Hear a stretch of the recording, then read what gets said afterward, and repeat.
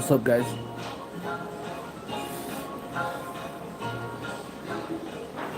Sirius XM. Holiday traditions. 39.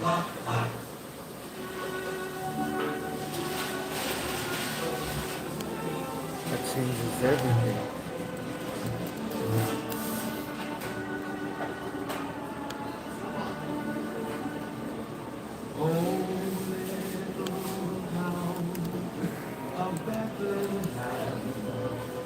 How still we see the heart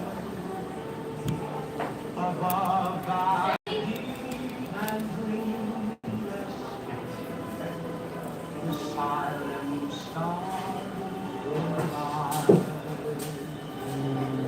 Yet in our dark street shine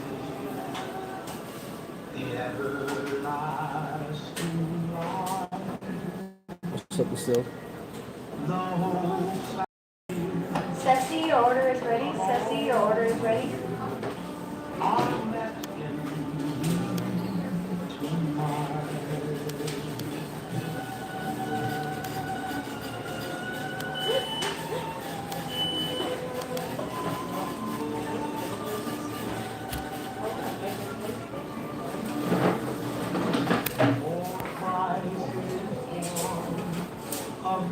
$467.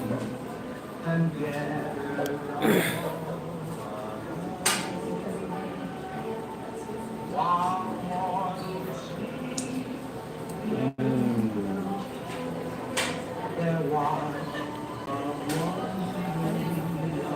doing okay. I'm here in Gallup, and I'm working on this estimate that I was supposed to do like 2 weeks ago.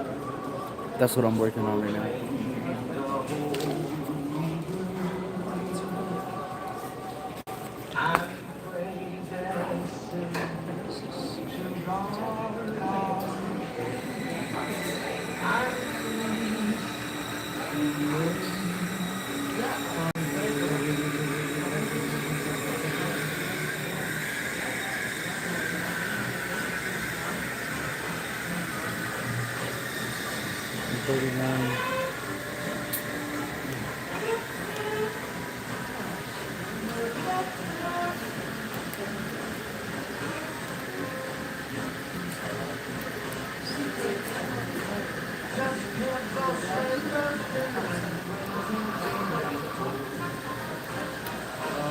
What's up to you guys? What are you guys doing? I'm gonna get out of here as soon as my laptop dies.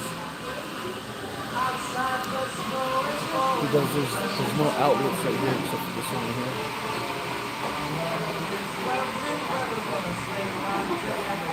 Good evening, William. What's up?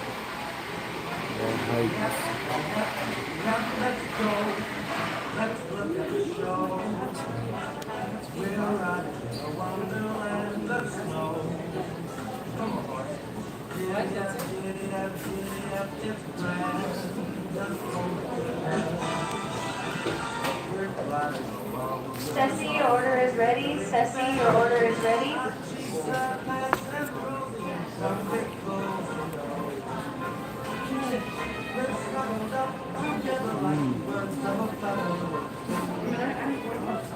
Let's get that road before we sing a chorus. 139. Wall height, of course. Break length will be 8. This is cool.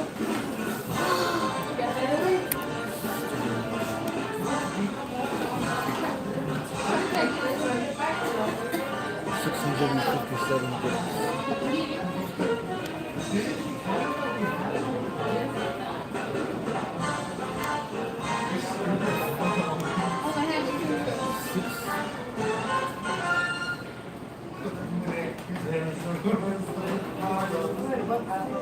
What's up, Native? Lucille's chilling in Phoenix. Good evening, Arrows. Going back tomorrow morning. I can't read what you say if you delete it, though.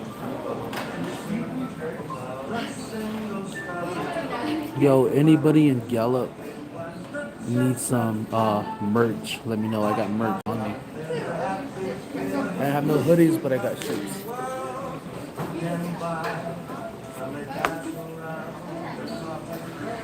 What's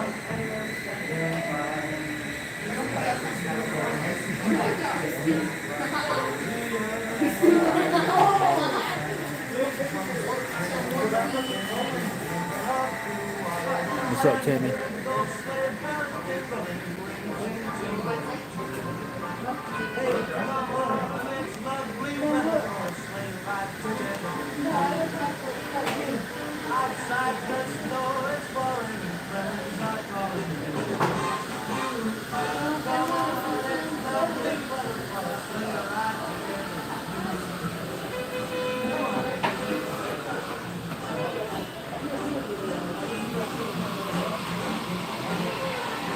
Oh, you're heading back to Detroit, Michigan tomorrow.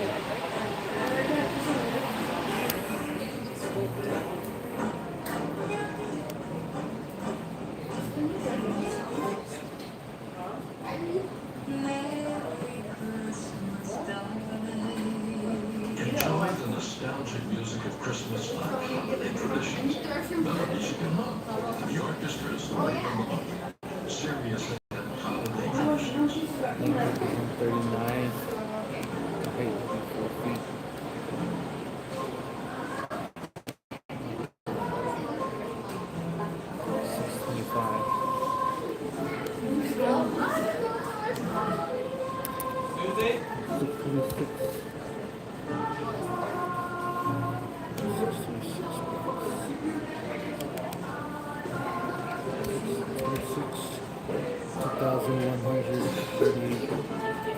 $2,103.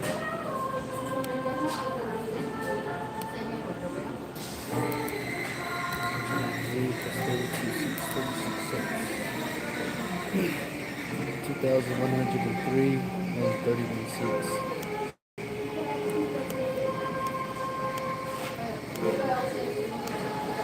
36 cents.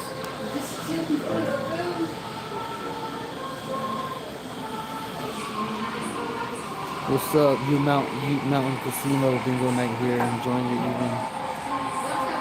Enjoy your evening. That's cool. Yo, like I said, I have merchandise on me, so if you guys are looking for some early Christmas gifts, just hit me up. I'm in Gallup, so I'll meet you anywhere in Gallup.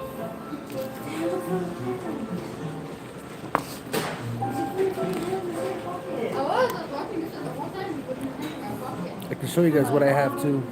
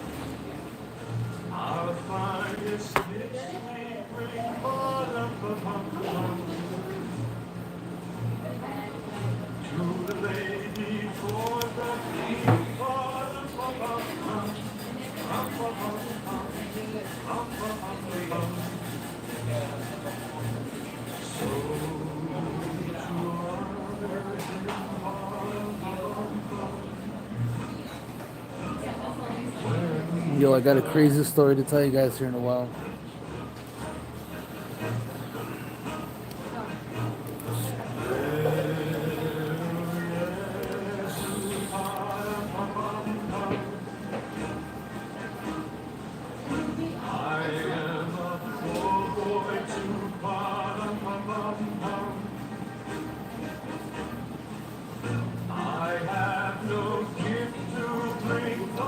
I am at Camille's. Yeah, I'm at Camille's Cafe right now. I'm in Gallup.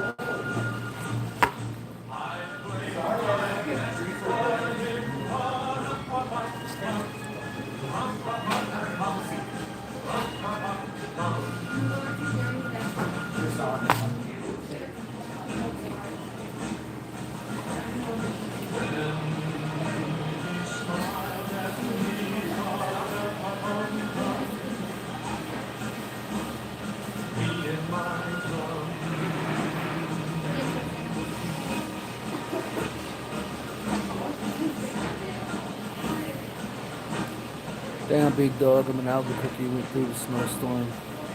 Damn. Yeah, you passed me while I was coming down.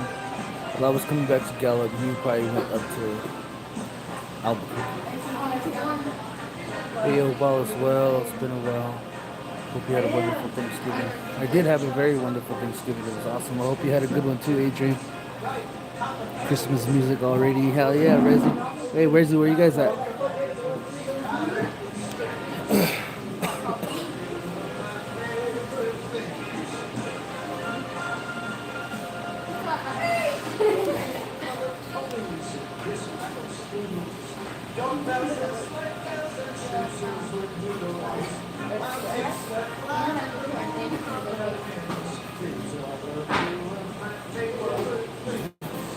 Alright, let's go take care of some children. Yeah, man, you take care of yourself too, man.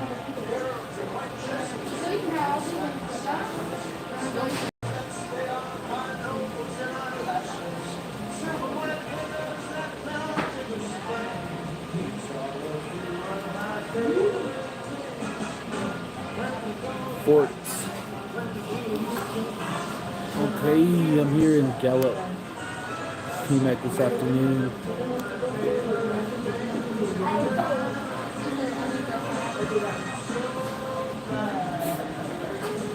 There's a name of a brick that I'm trying to find.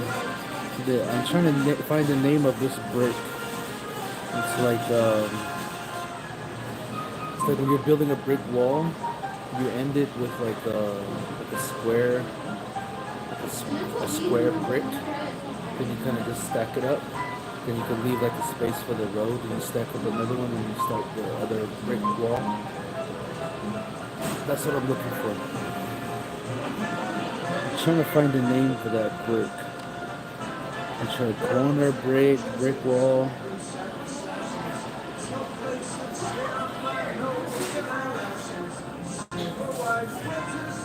That's great. Wish we was getting snow in Oklahoma. I think that wherever you are, wherever there's no snow is where you should be, because snow sucks. I do not like the snow. I like the cold, but I don't like the snow.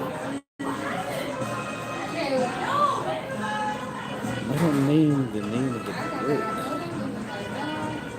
I suppose you just stack up two bricks.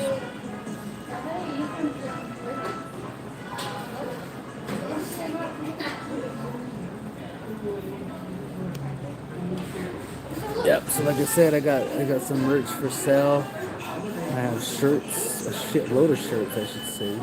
And I'm here in Gallup, so if anybody is doing any like early Christmas shopping, hit me up. And we'll meet you anywhere in Gallup.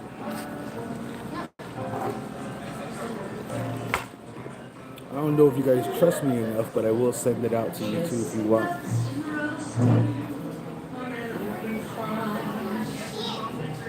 I can't find this name. I can't find the name of this brick.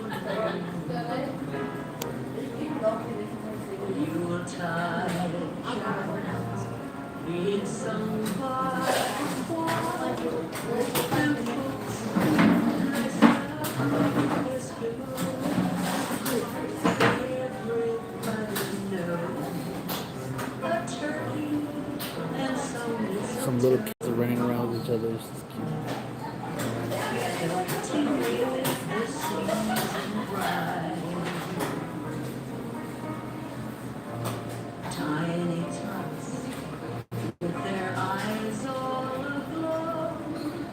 Damn, I don't know what the hell the name of the brick is called. I tried corner brick. I tried called. Should I call it the corner brick? He's loaded lots of toys and goodies on his sleigh, and every mother's child is gonna smile to see if reindeer can really fly. And so I'm offering this simple phrase to keep it from 1 to 92. Although it's been so many times, many ways. Merry Christmas. Alright, that sounds good. I'll be around. I think I'll be stacking up on more merch closer to December.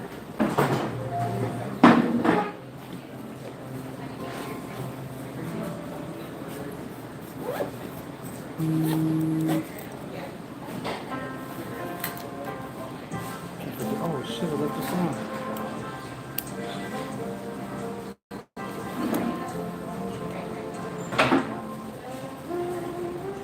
I've been sitting here at Camille's Cafe for like two hours trying to work on this estimate, but I can't figure out the name of this brick. So it's super difficult, and I'm going live right now. And I don't know if you guys want to say hi to the vlog or not, but it's up to you guys.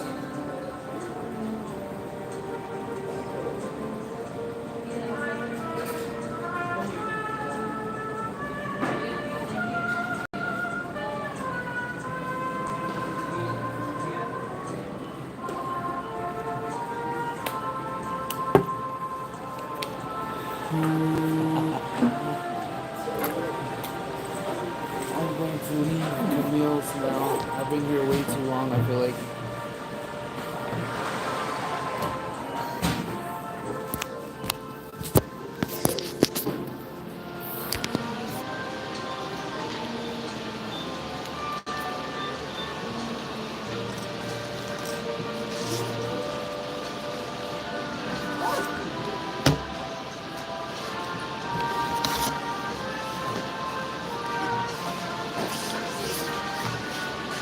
You guys ready for a crazy ass story time?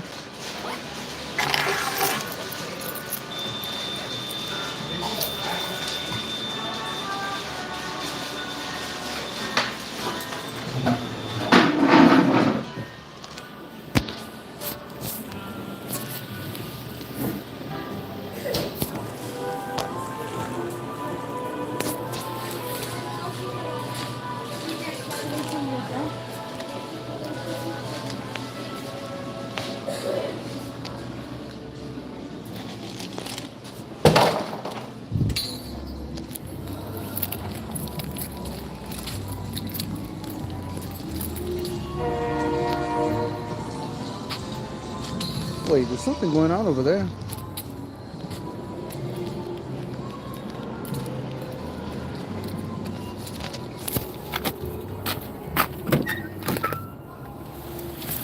Let me go check it out. But let me take my vlog and camera just in case.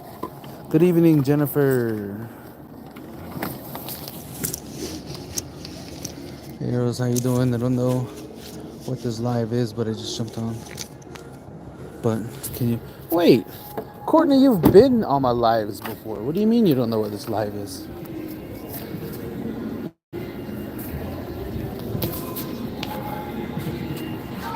You've been on my lives before.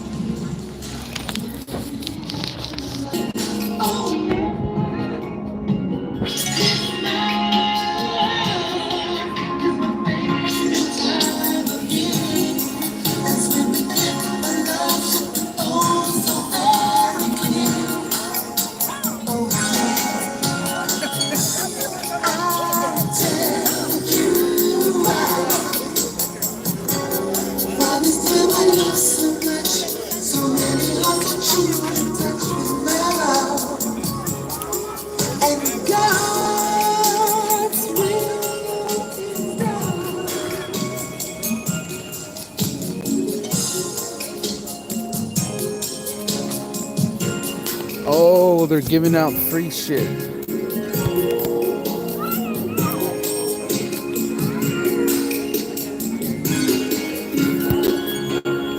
We should teach our children the true meaning of Christmas. Well, what's the true meaning of Christmas? But the giving of love, as God gave His only Son for us. Oh, they're giving out watermelon. Look, the Grinch is right there.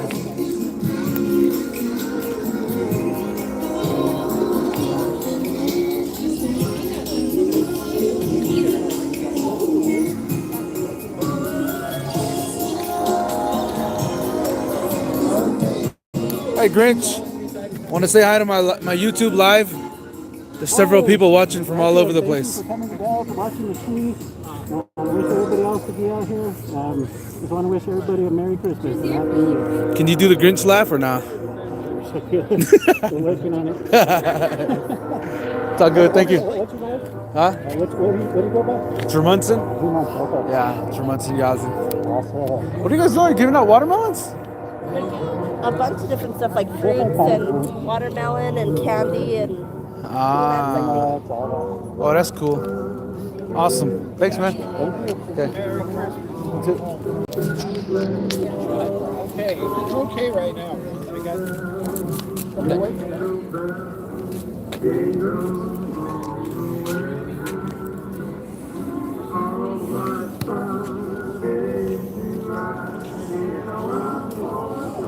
Hey, Merry Christmas.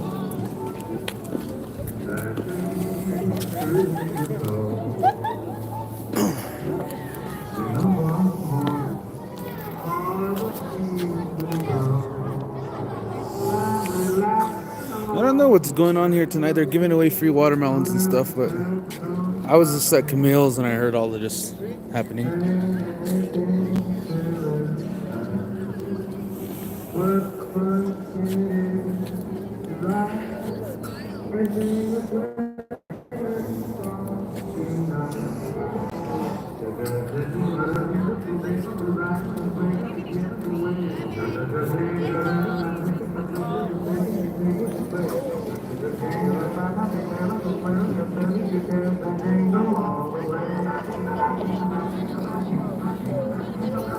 Never mind.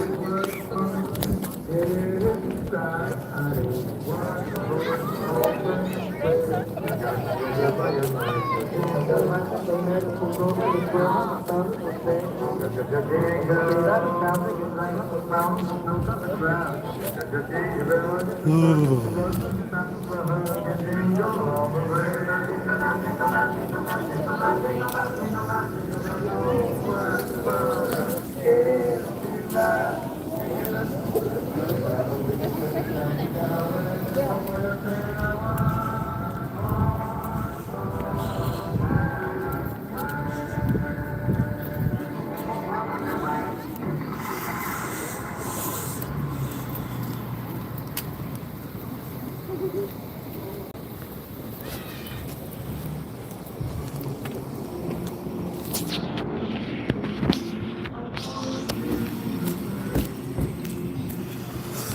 guys, I just saw the Grinch. Everybody's in the Christmas spirit, man.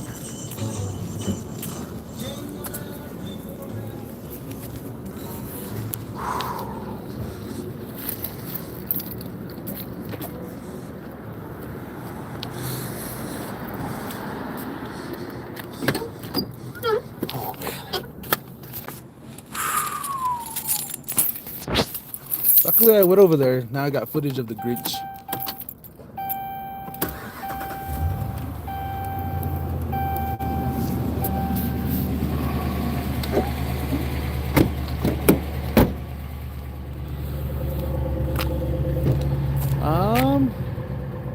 I don't think the art crawl is tonight.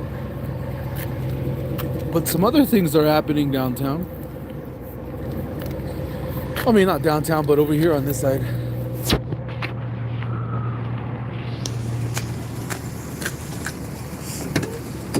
He's like, Jermunson, is that Jermunson? Oh yeah, that's me. Oh.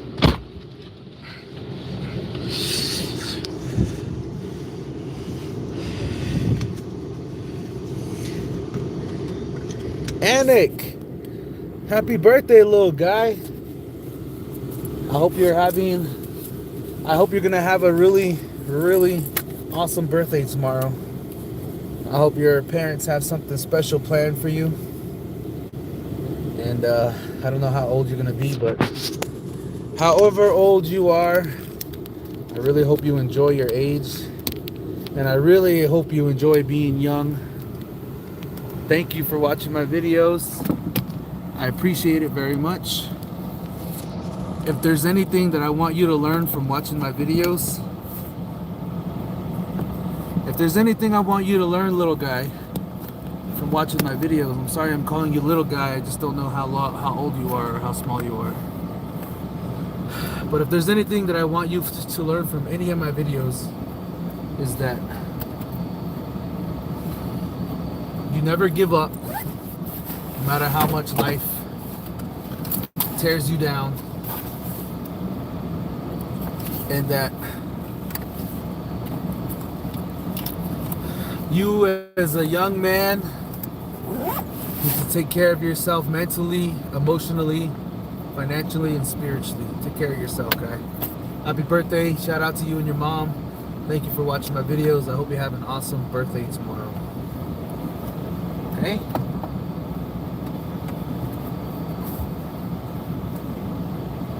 Everybody in the chat, let's wish the little guy a happy birthday. His name is Anik. Happy birthday, bud.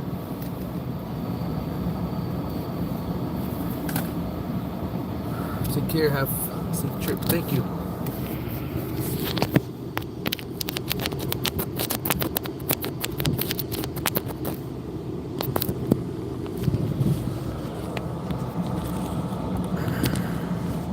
The blue jeans. The blue jeans. I swear these youngsters think that it's a fashion statement to wear those big ass blue jeans. We already done did that. That shit is old. It's not even cool anymore. We done did those blue jeans. What you know about Anchor Blue and Dickies? Probably nothing. That's boring. Sorry, dog. I mean, you backed up while I was backing up. You thought because you went first, I'm gonna stop and let you go? Hell no. The hell? Hi, I'm from Dusty. I'm Ty. Hi from Ty and Dusty from Company. Hi, Dusty. Hi, Ty. Dusty? What it do, Dusty? Take care. Safe trip, man. Thank you. Appreciate it, bro. Dorothy says, happy birthday, Anik. Yeah, we getting some happy birthdays to Anik in the chat. Happy birthday, bro. Tell your mom she owes you money. Just kidding.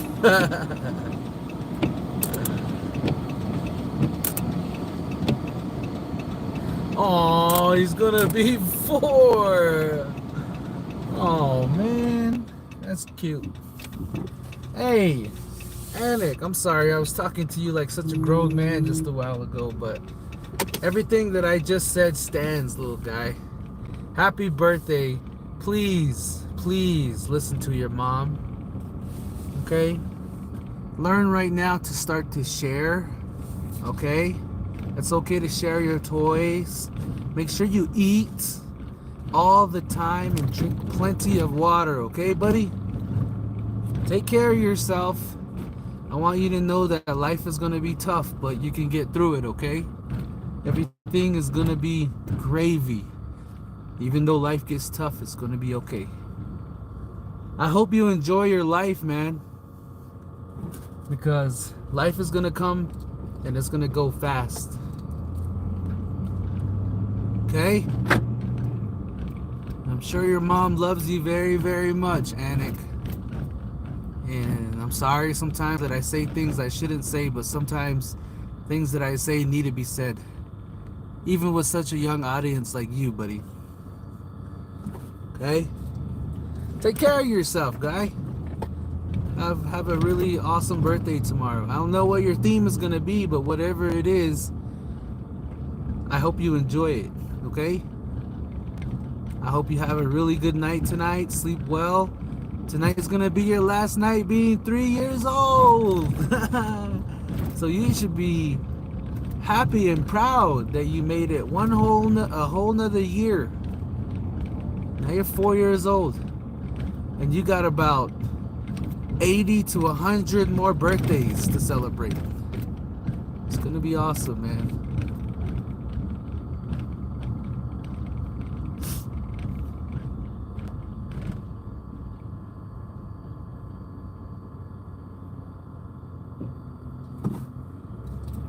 All right, we are in Gallup, New Mexico. Ladies and gentlemen, I have my merchandise on me. I have shirts that you guys have been looking out for. Are you guys ready for a story time? Dude, this story is just beyond me, bro. I don't know how many of you guys saw my short that I uploaded earlier, but it was just twisted in so many ways. Just when I thought it couldn't get any worse, the universe just kicked back right in, though. But it's all good, though. It's all good. It made for a great story. Here, I'll tell you guys in a while. I'll tell you guys, but first I'm gonna head over to Maverick and I'm gonna grab me a cigar, because sitting at that Camille's Cafe for so long, I was just like, damn, I think I'm really addicted to it now. So I got an addiction to kick, ladies and gentlemen.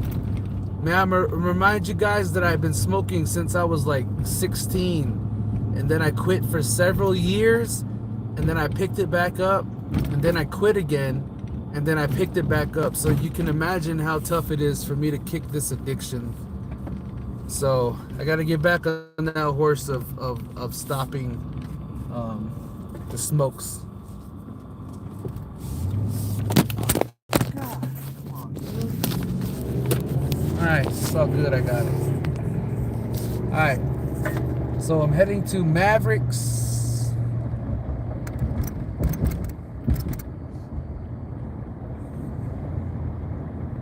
I'm heading to Maverick.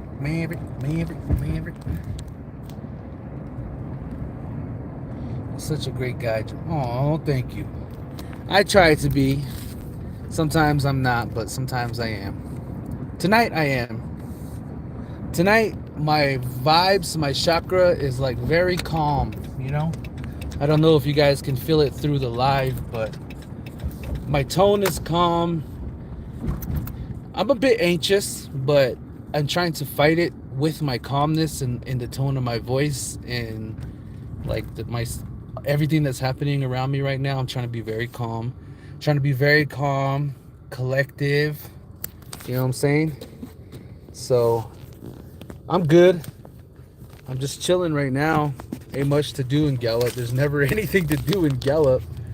So I'm just chillaxing, big dope. I'm just gonna go swing by here at the Mavericks and then grab me a cigar. I know, I'm sorry. Jeez. Damn, man.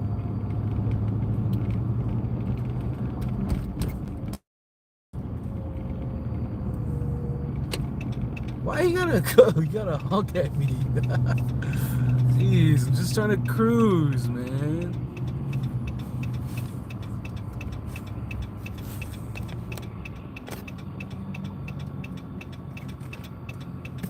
Oh yeah, you smoking on that broccoli. Haha. Prayer and take a deep breath and slowly tampering off.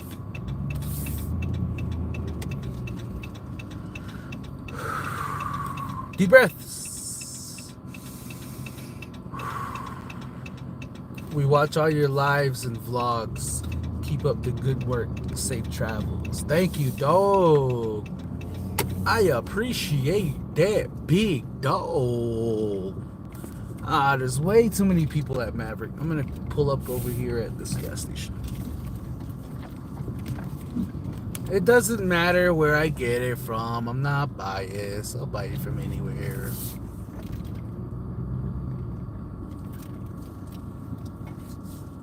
No, the site is closed. I gotta go drive around. It's closed. The site is closed. Is there anybody chilling in Gallup right now? Anybody want to chill? I am so down to sit down and have a conversation with someone. It doesn't even have to be a weird thing. Let's talk. Let's talk about life. Let's get it.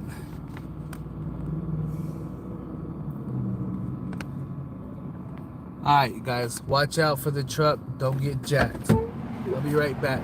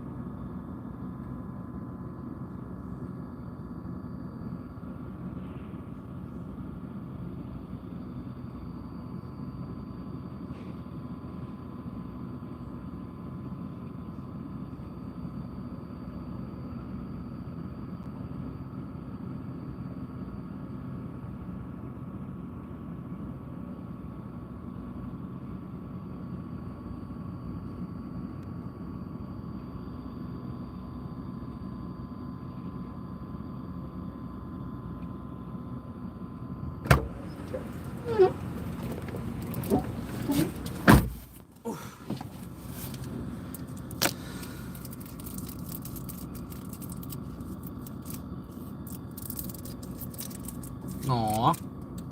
We just made the little guy's night tonight, guys. And we made his mother's night tonight. Thank you guys for saying happy birthday. Let me just update my vlog real quick. Hey, what's up, vlog? I'm still here in... That guy was looking at me all crazy right there. You guys see that guy? Yeah, he was dogging me bad when he went to the store. Damn. I'm here in Gallup still, and I got a cigar. Just left Camille's, and I don't know what the hell is going on over there, but I just met the Grinch. And I'm gonna tell the story to my live video feed of the incidents that occurred this afternoon. Oh my god. Some of them are gonna flip. But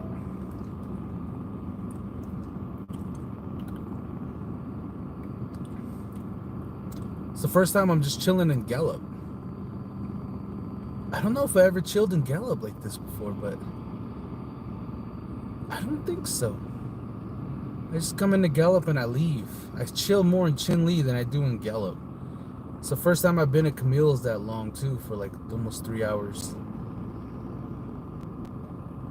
I like the vibe in Camille's though. Low key, it was really nice in there. Very calming. The only thing I don't like is they don't have enough outlets. And the outlets that they do have, they're all blocked off, which doesn't make sense because it is a coffee shop. And people usually go to coffee shops so that they can sit there, chill, do their homework, or do some research or whatever. So they should really fix that. That's just a suggestion. But anyways, let me get back to my life.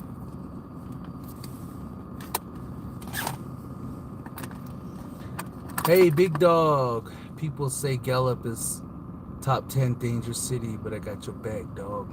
That person give you the res clear.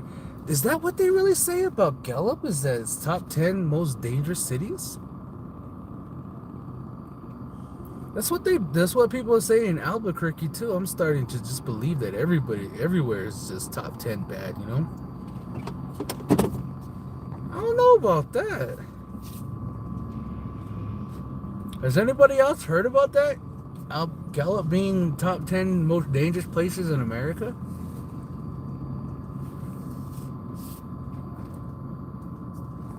I know that Gallup is 100% one of the top 10 most boring places in America.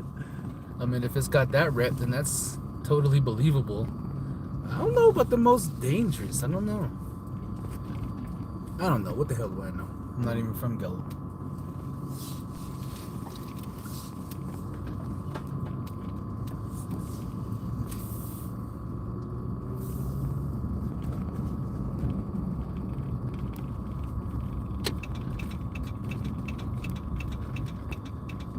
Albuquerque is the top 10, one of the top 10 most boring places in America. But they do got some ruckus going on here at Maverick. There's a bunch of police and there's a bunch of ambulance over here. Gee, I hope everyone is okay. I heard it on the news. It's all good, Tyson. I mean, people believe anything. Just be careful what you believe, Tyson, because one of these days I'm going to be on the news and they're going to be like, Jermunson Yazzie voted most gorgeous Navajo man in the entire nation. And you better believe that one, but you got to be careful because they might try to lie to you guys and say someone else is the more gorgeous person. You know what I'm saying?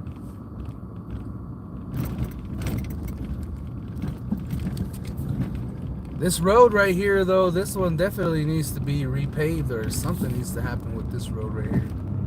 This one is just not it, dog. This is not it. And it's barely 6:30, dude. What is a brother to do in Gallup, New Mexico at 6:30 in the evening? This guy's cruising around with no lights.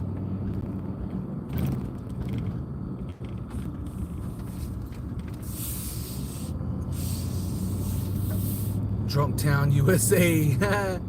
Albuquerque's Gallup is the most drunk town in America. Just kidding, no offense, guys.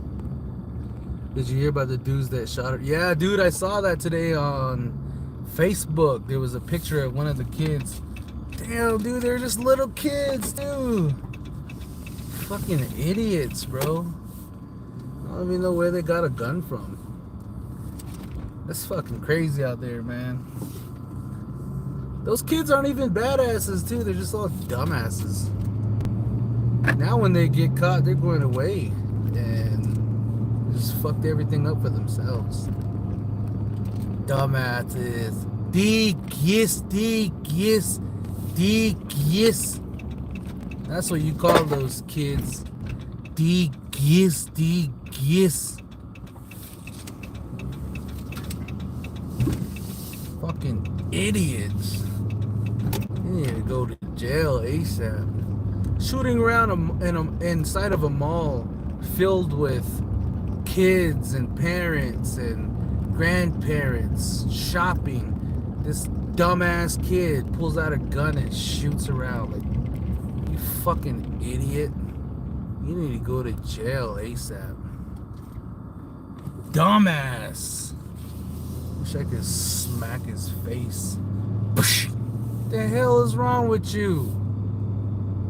The kiss.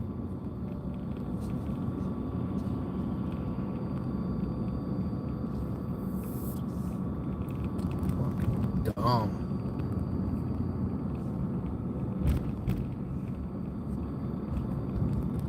All right. Story time right now. When I pull over and I light this cigar, I'm gonna tell you guys a story that happened today. May I remind everybody that I had no idea what to expect this afternoon, but I'll tell you guys what happened. I don't know if some of you guys saw the short that I uploaded earlier, but that had a little bit to do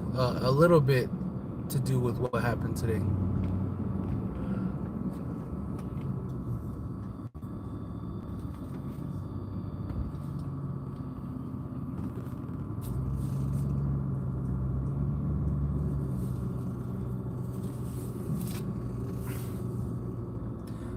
I really respect these natives that are in a relationship, man. They really hold it down, bro. That's wild.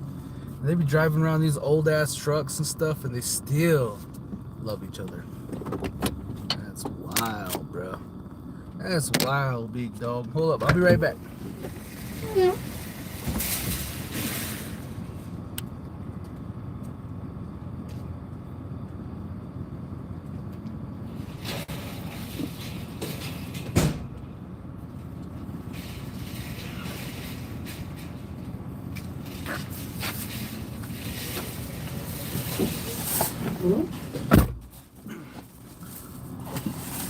Let me get some light on my face.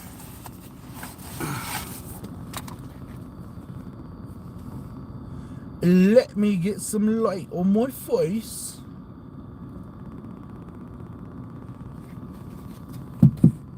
Boom. Okay.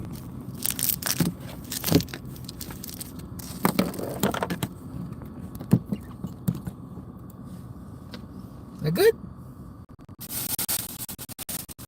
That's good. Munson, I'll tell you something. Did you know I low key like you?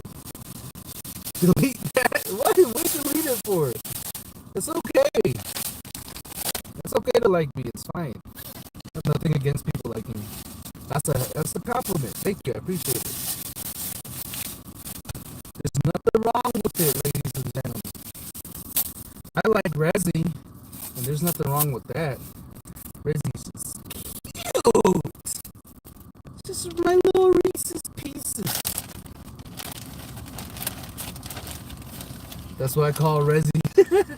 My little Reese's Pieces. Oh, that's so hilarious.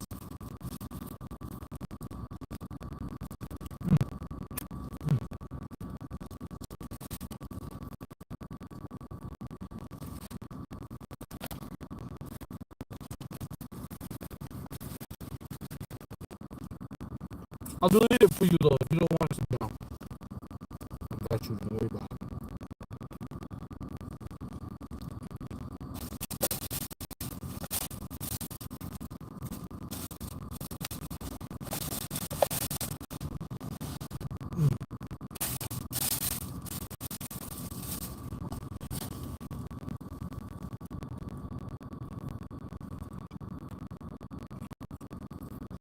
And the big cup stuffed with pieces. Hey.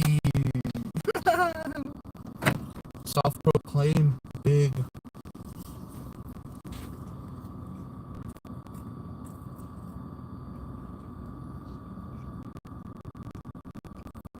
Which one makes me look beautiful?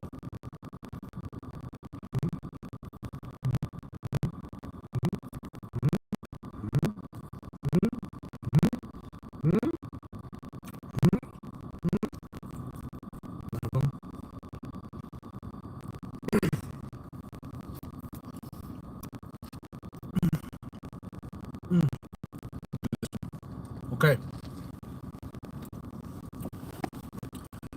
First of all, shout out to my mom and dad. They met me here in Gallup with my merchandise. I want to remind everybody that I'm here in Albuquerque. And why the hell are you saying Albuquerque? I'm here in Gallup and I have my merchandise with me, which means I have this shirt but with color. It's the red, yellow, and white. It's called the War Face. It's kind of a switch on the North Face. And I have a bunch of other shirts, okay? So if you guys would like to buy some merch, just come on through. I'm here. Let me know who you are, where you at. If you want to meet me, I'll tell you where I'm at. Okay? Alright. So here's what happened, okay? Story time. And my mom also brought me some more of her bread from Thanksgiving. Okay. Should I start from the beginning of my day or when the drama started popping off? I'll leave that up for you guys to decide.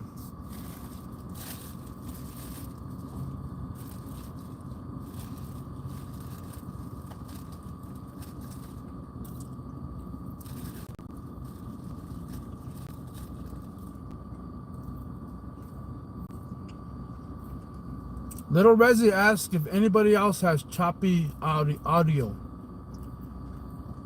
Or is it just his?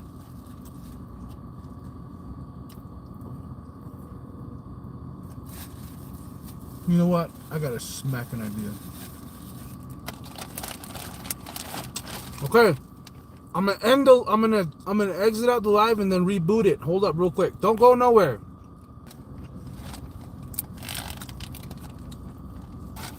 What about now? Is it not choppy anymore?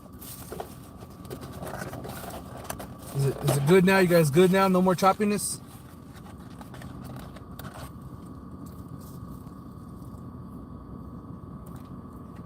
Is it good?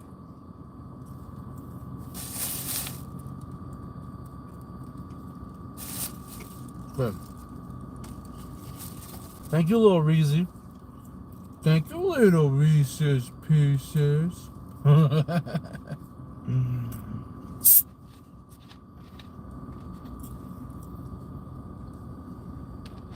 What's up, Buggy? What's up, Darla? Alright, if you guys want to buy some merch, let me know. I'm here in Gallup. And I'll tell you where to meet, okay? Okay. So where do you guys want to hear the story from? Do you guys want to hear it from when I woke up this morning all the way until now? Or do you guys want me to get straight into the drama? It's up to you guys. I'm fine with whatever.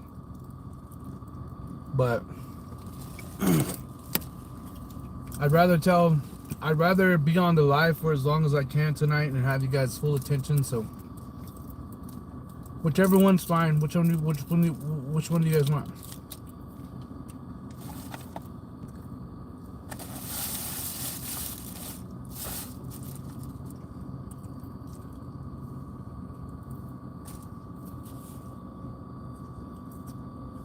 Gerald says straight to the drama. Bennett says either one, bro. Let's start from the top. Full story. Either way.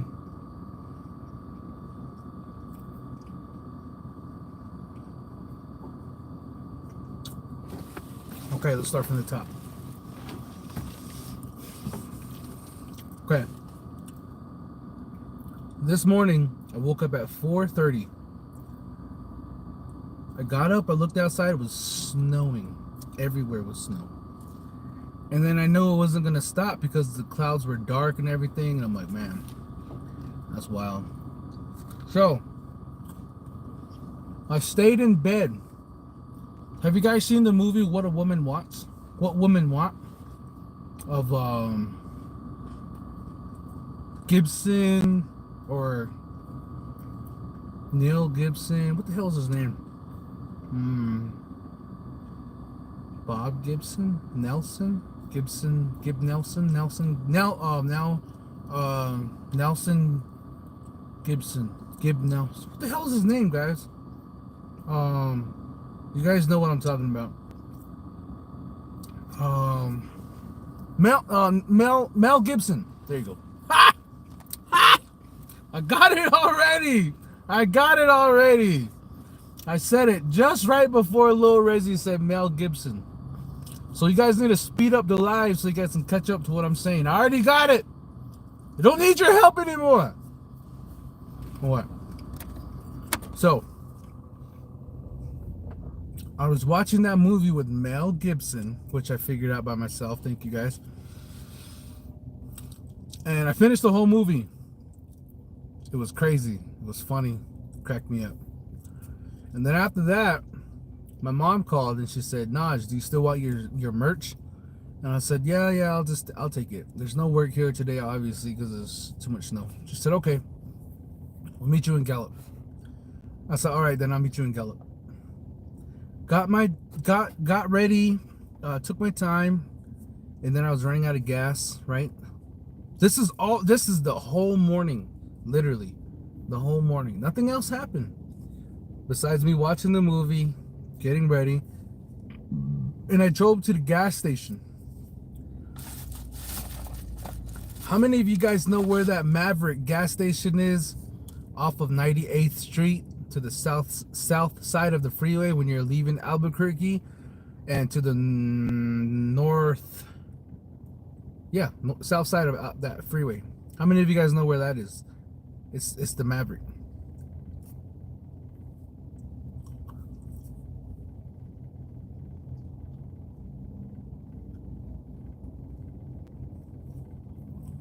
Helping out my niece at Bingo Cakewalk fundraiser. Where's that happening at? Gambles? So you guys gotta tell me about stuff like this, man. Because if I can make a bingo or a cakewalk, I will go to a bingo or a cakewalk. I literally will go to a bingo or a cakewalk.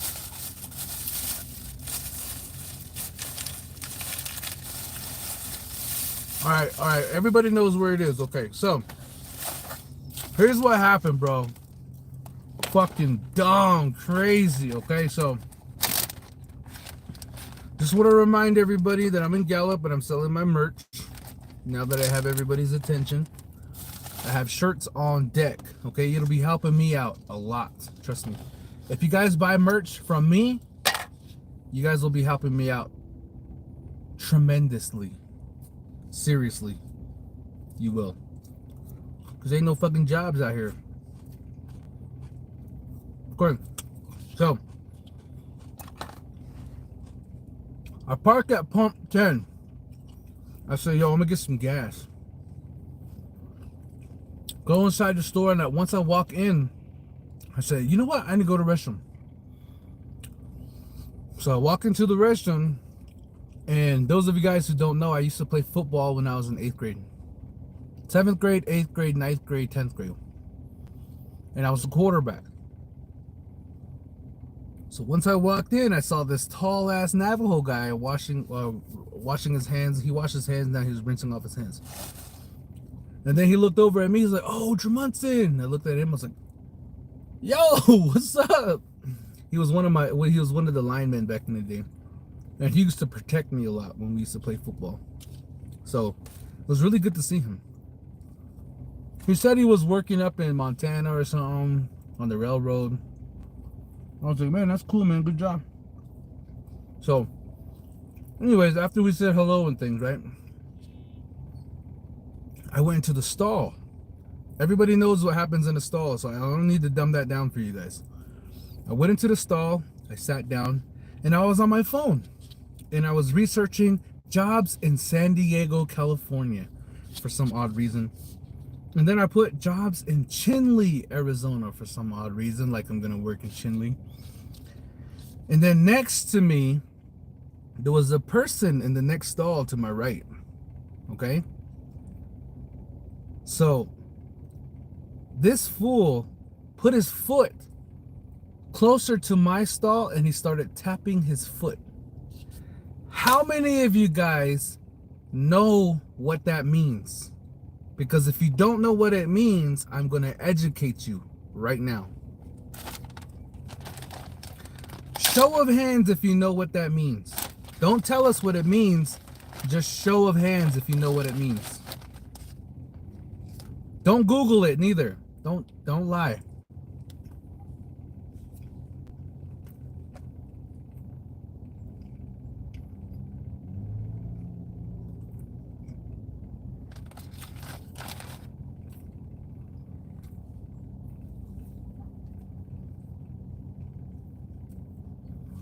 Tyson knows.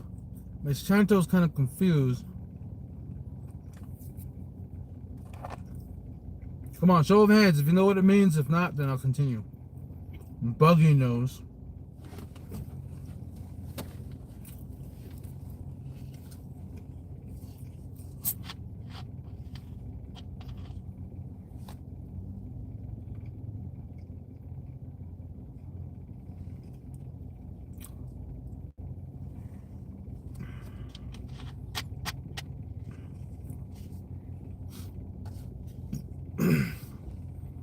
Shane said, I don't know.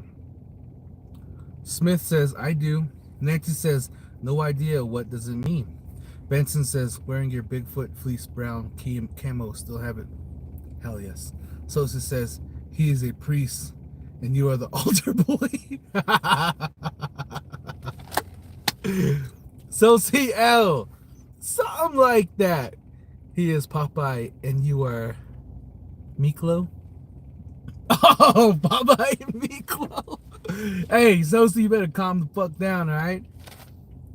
So, what's your chun chun? Alright. Someone get a hold of Sosi. Alright. So it is a universal Morse code that means that they want to have sexual relations or sexual they want to have some type of sexual basically they want to have sex with you, or they want to do some type of oral or whatever to you. And it's what guys do. Ugh, fucking guys. Damn it, man. Every time I try to support you guys gotta come up with some fucked up shit and then just be all weird about it, and then you do it in the restroom, bro. Oh, fucking piss me off. I'm trying to be on your side, guys. I'm really trying to be on your side. And you, hold up, let me calm down.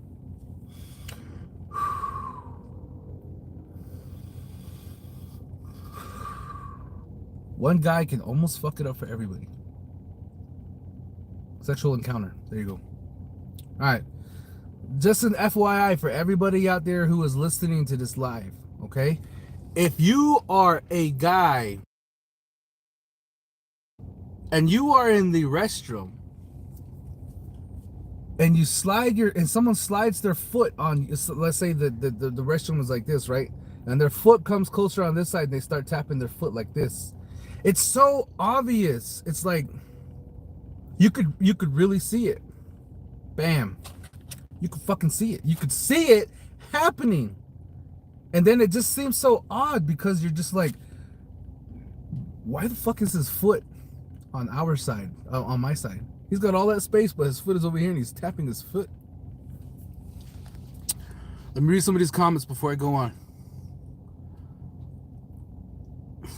It mean, Filda, nasty. OMG, really? Yes, really.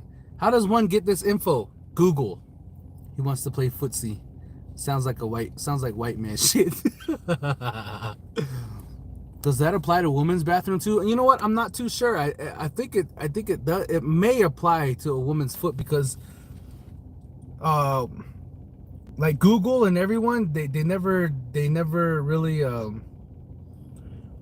said it was a man thing or a woman thing. So it could be vice versa, you know?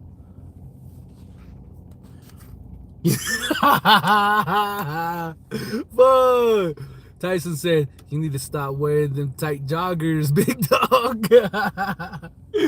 Fuck you. What kind of shoes was he wearing? Breathe. He was wearing colorful Nike shoes. So if I ever see you guys wearing colorful Nike shoes, you're about to get it. No more restroom breaks for me in Gallup, New Mexico. This happened in Albuquerque, New Mexico, y'all.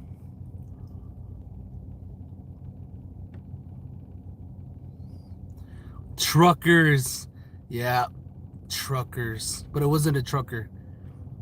Were you prairie dogging it when it happened? Them lady jeans. Because you wanted love yesterday, arrows. That's a start. You recognize the shoes. Yeah, you guys are funny, man. Fuck all of you guys. How about that?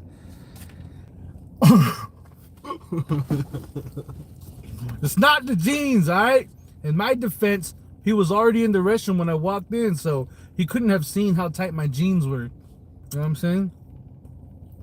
So, okay, you guys ready for the next part of the story? I thought nothing of it. Literally, I thought nothing of it. That's not even the end of the story, guys.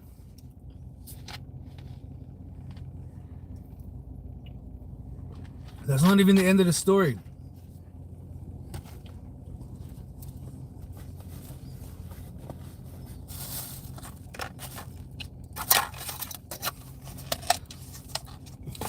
Was it long shoes?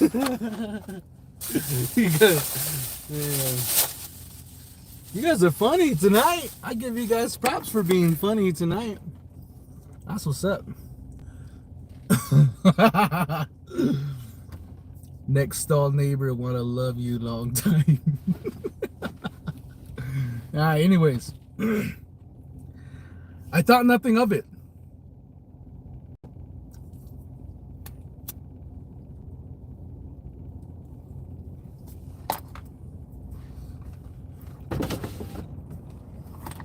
So, it's C base. Did you peek over the stall?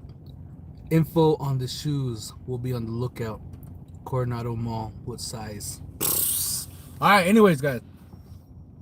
I thought nothing of it, so I continue my scroll. And then at the corner of my peripheral. I hope I said that right. I get so pissed when I think about it. In my peripheral, whatever the hell, peripheral, in my peripheral, guess what the fuck I saw? Guess.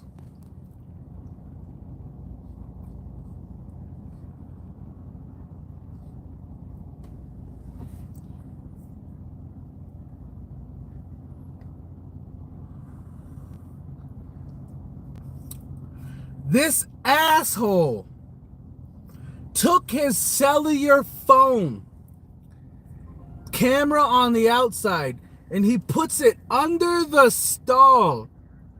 I don't know if he recorded me or took a photo, but he put that shit under the stall. And I was on my phone and I saw it from my peripheral and I looked over and I saw the phone. When I saw the phone, I was completely in disbelief, bro. I was in complete disbelief. I'll let you guys catch up. Process that shit. No, it wasn't a glory hole. Hope it wasn't ball sack and Brico. How long were you in the head? I was in the head for like 15 minutes, straight up, not gonna lie. Because when I go to the restroom, I just sit there. I don't even go. Half the time, I can't go because there's something wrong with me. Don't comment on that. We're not talking about that. But I was sitting there and I was just on my phone. I was looking up shit. Not literal shit because I was in the shitter. I was looking up other stuff.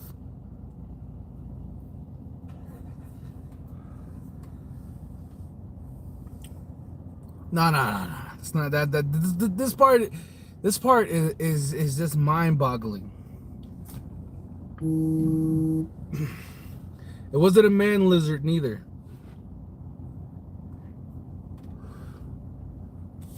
It was the fucking camera.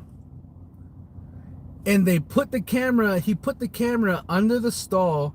I don't know if he was recording me or I don't know if he took a picture. But once I saw it, I fucking freaked out.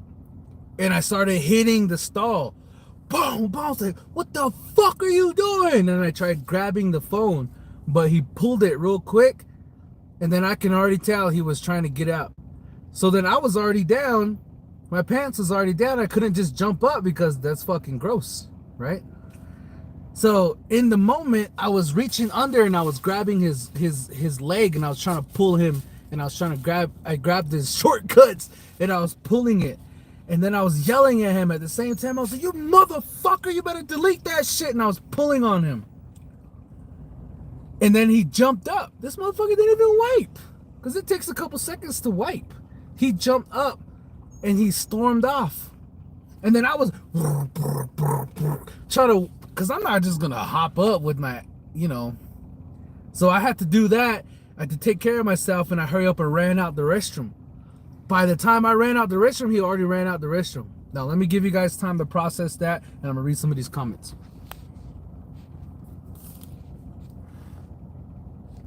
Don't tell us it was your linebacker when you were quarterback. Maybe he wanted a quarterback sneak. Fuck, that's fucked up. That was a good one, though. You should have kicked the camera. Paparazzi. That sounds like Chomo. Exactly. You should have wiped your poop on it. Chomo behavior. Exactly. You kicked the phone away like on Hangover. Navajo Times next issue. He probably wasn't even using the restroom, just in there being weird. Exactly. Yeah, sure it was his leg you were grabbing. Fuck you, man. Hey, this is not a laughing manner, boys and girls. This is serious shit. I'm telling you guys in a jokingly manner, so I'm not so upset about it. But anyways, yeah, those you guys' comments are funny though. Anyways, I jumped up, fucking opened my door, and then he was already out, so I ran out after him. And I didn't see him running outside the front door, right? And then I heard the door in the back close. So I ran out the back door. Just as I opened the fucking door, he jumped into his Escalade. He had a Cadillac Escalade. And right when I was at the door, he slammed his door. Boom! Locked it, and he turned on his ride. So I ran straight to his fucking ride, and I had my camera in my hand, so I pulled up the camera. And then, right when I ran toward his ride, he backed up. So I was like running in front of him. And then I started hitting his fucking hood. And I was cussing him out like crazy. I was like, you fucking asshole, you better delete that shit. What the fuck is wrong with you? Hitting his shit. And then I went over on this side because I don't know what kind of guy he was. Maybe he had a really, like a high reputation to protect or some shit. I don't know.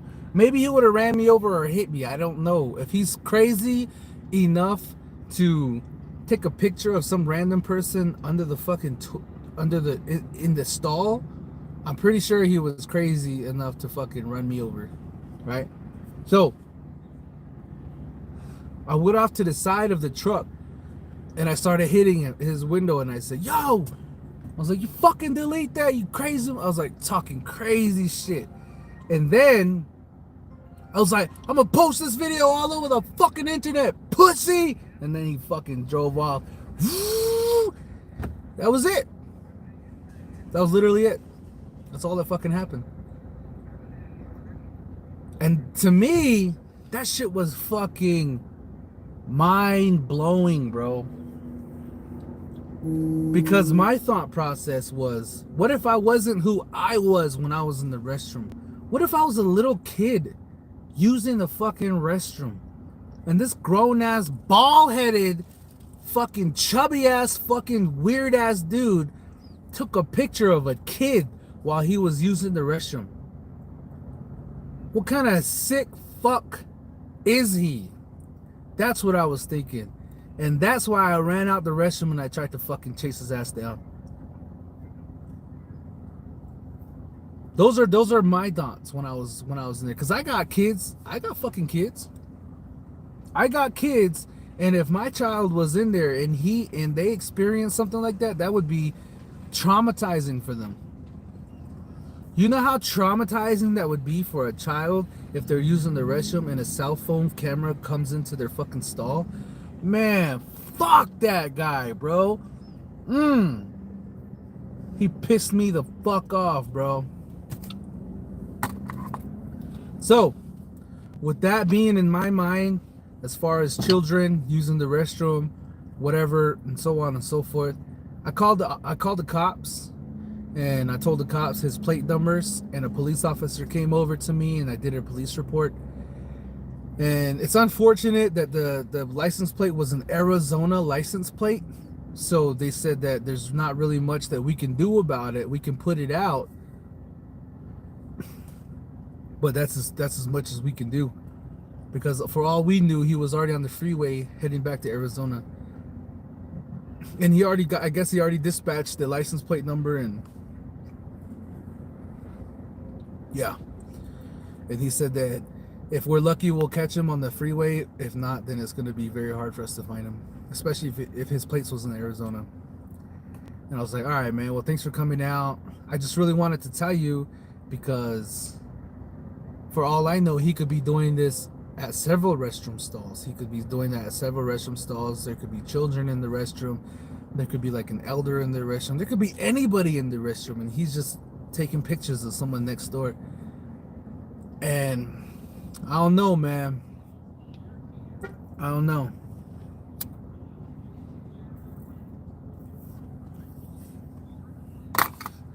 All right. Well, I see you guys can kick a lot of fucking jokes, but let's hear you guys say some real shit now. I read a whole lot of jokes. Let me hear some real shit. Let me read some real shit.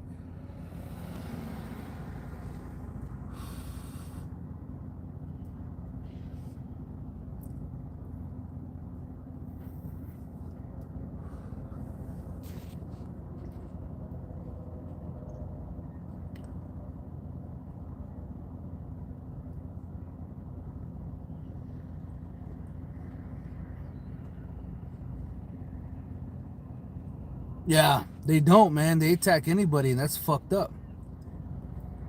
Imagine that if your little ones was there and that happened, you'd be fucking you'd be fucking mad, devastated. You'd be pissed. You would probably want to fucking kill somebody because of that shit. You know what I'm saying? So I told my sister right after she called me, and I just had to warn my sister. I said, please don't, when you go into the restroom, make sure you're aware.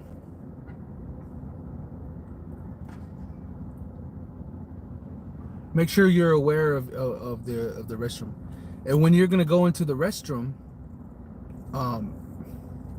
if you're gonna send like your boy or baby girl into the restroom, try not to send them in there alone. Go into the restroom with them, like into a family restroom, or go into if you are not comfortable going into the restroom with your kids. Some people are like that. Find a family restroom. Obviously, look around and then let them be in there, and then stand outside of the door and let them use the restroom, and then let them come back out.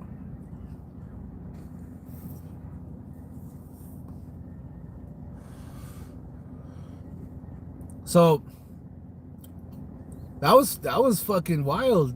I never thought I would experience some shit like that ever. I never thought that that would happen to me.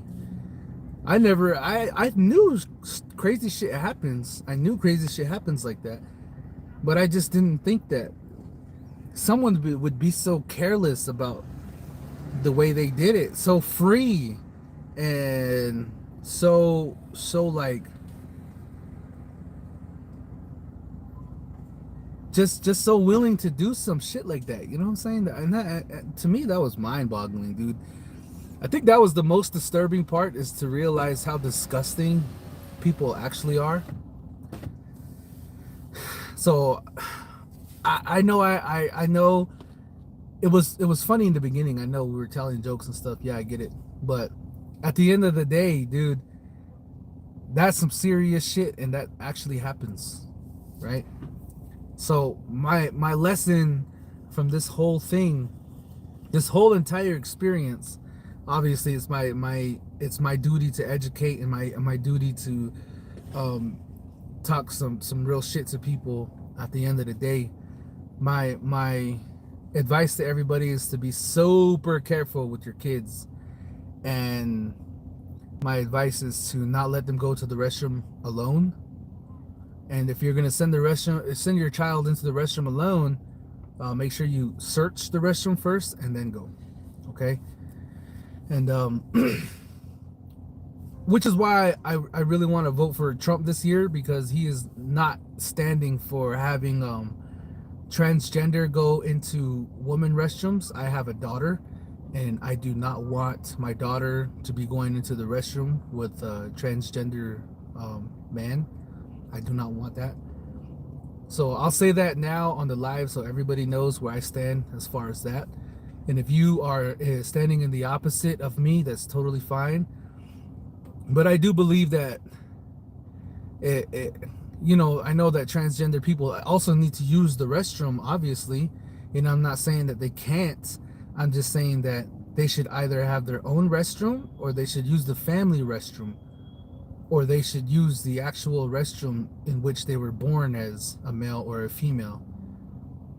And if one day when my child gets old and I see a grown-ass man dressing like a woman walk into the restroom, in the same restroom as my daughter goes in, I would be fucking pissed. I would be like, what the fuck are you doing? This is the woman's restroom. The man's restroom is right there. And I'd probably get into a lot of trouble. I'd probably get in a lot of trouble for saying what I'm saying right now. But as a parent, this is some things that you have to take serious, and this is some things that need to be discussed, because if you're in the same situation as I am, and if you have a daughter, you wouldn't feel comfortable with sending her into the restroom and another grown-ass man walking into the restroom with her. That doesn't make any fucking sense. That doesn't make no sense at all. Tell me if I'm tripping, because it doesn't make no fucking sense. So just, you know, be careful with your kids when they go to the restroom. Even at home, family events and all of that shit. You gotta be extra careful with all your kids. Boy or girl. It doesn't matter. Family or not family. It doesn't matter. Best friends or not best friends. Co-workers or just your family's friends that come over. You gotta be really careful with these kids, because a lot of these people out here, they don't have good shit in their head. They don't got good thoughts. They don't got good nothing going on in their head. So you must be very, very, very, very, very, very, very, very, very, very, very, very careful with anybody. Don't trust nobody, especially around your children. This is the reason why when I'm around kids, I try to keep my distance. I try to stay as far away as I can. Yes, I'll talk to kids because they're kids, and I used to work with little kids, but I always knew my distance when it comes to children, because I have children and I don't want them to feel any type of way around me, because I wouldn't want my own children to feel any type of way around me. You know what I'm saying? So that's what I'm saying. Like, you gotta be real careful. Even around your family, even around uncles. It's very hard to say the things that I'm saying right now. It's very hard to say the things that I'm saying right now, especially because we all love our family and we all really want to trust our family. We all really want our family to be close to our children. We all want that, right? That's how we are as parents and as people who have big families. We want us all to keep the family sacred. We want to keep it, the bond tight. We want them to grow up to know their family. But at some point, as a parent, you know that there are limits. You wouldn't send your baby daughter to go to the playground with family members that they're not usually around. They don't really know.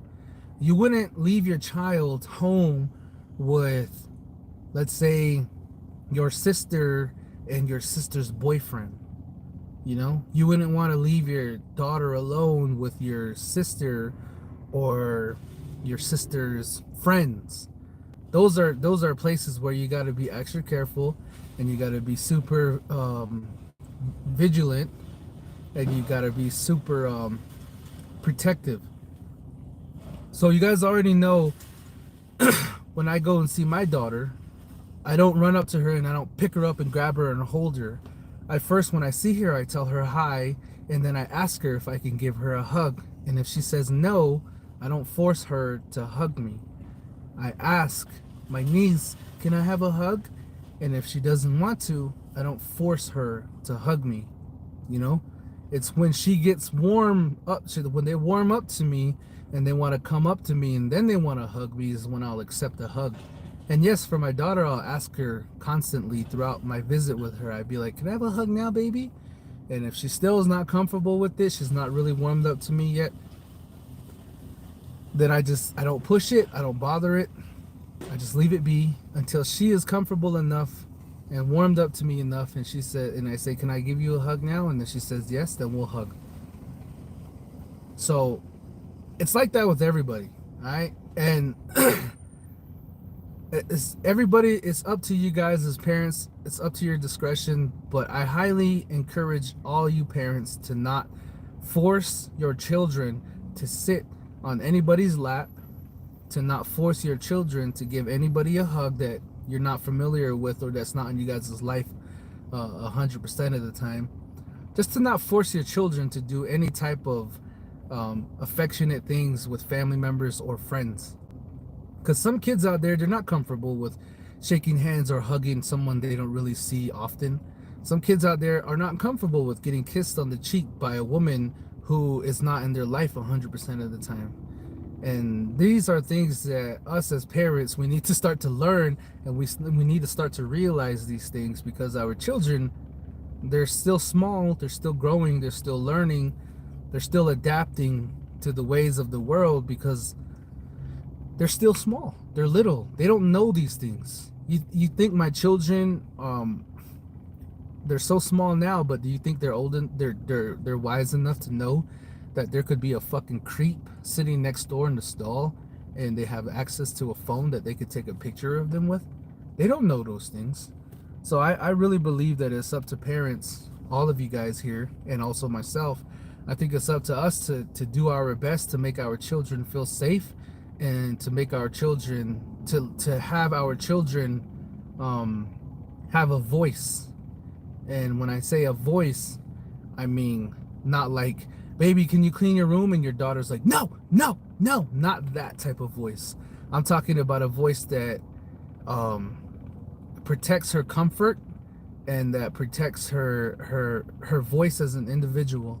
Like, let's say if, like for myself, for example, if she says no, I can't hug her at that moment, then okay, I won't hug you in this moment, but I'm gonna ask you again because I miss you and I want a hug from you. I'm your father, you're my daughter. And then eventually she warms up and then she allows me to give her a hug. So shit like that, you know what I'm saying? I think us as parents need to start training our children to have more of a say in who is allowed to kiss them, touch them, or hug them. Also, comfort them. And it's very important for us to start to learn to teach children about good touch and bad touch. That's very important. I don't change my diapers, daughters. I don't do that. I don't change her diapers. Every time she needs to be changed, either her mom does it or her auntie does it. And the reason for that is because I'm not with her 100% of the time, and I know that it would make her uncomfortable if I was changing her diaper, and it would make me feel uncomfortable if I was changing her diaper. And I get that some men do that for their children, but that's when they are with them 100% of the time. They have a bond that they gain together since the baby was born, and they have always known their father, so on and so forth. But for me, on the other hand, I wasn't there when my baby girl was born. I wasn't there when she was a baby. I wasn't there when she got her first diaper change. I wasn't there for any of that. And it's just until recently I'm really trying to create a bond and create a stronger relationship with my daughter. But I don't mind not doing those things. I think it's very respectable from my part as a father to make sure that she's comfortable. That's why I don't push those limits. You know what I'm saying? But as far as my son, my oldest son, I was there when he was first born. I changed his first diaper, and I changed multiple diapers after that. And even when he got older, I changed multiple diapers after that. But his little brother, my youngest son, I haven't known him enough to change his diaper. So when I get to see him or be around him, I would have to ask permission. Well, see, that's kind of difficult, because I don't know if I would feel comfortable enough to cross that line with him just yet. I feel like him and I have to create a stronger bond for him to trust me a little more, so that I could be able to do that for him, to help him out. You know what I'm saying? So we all got responsibilities as parents, and I truly believe that there's a lot of fucked up people in this world, and we all need to be very, very careful, especially with our babies. And that being said,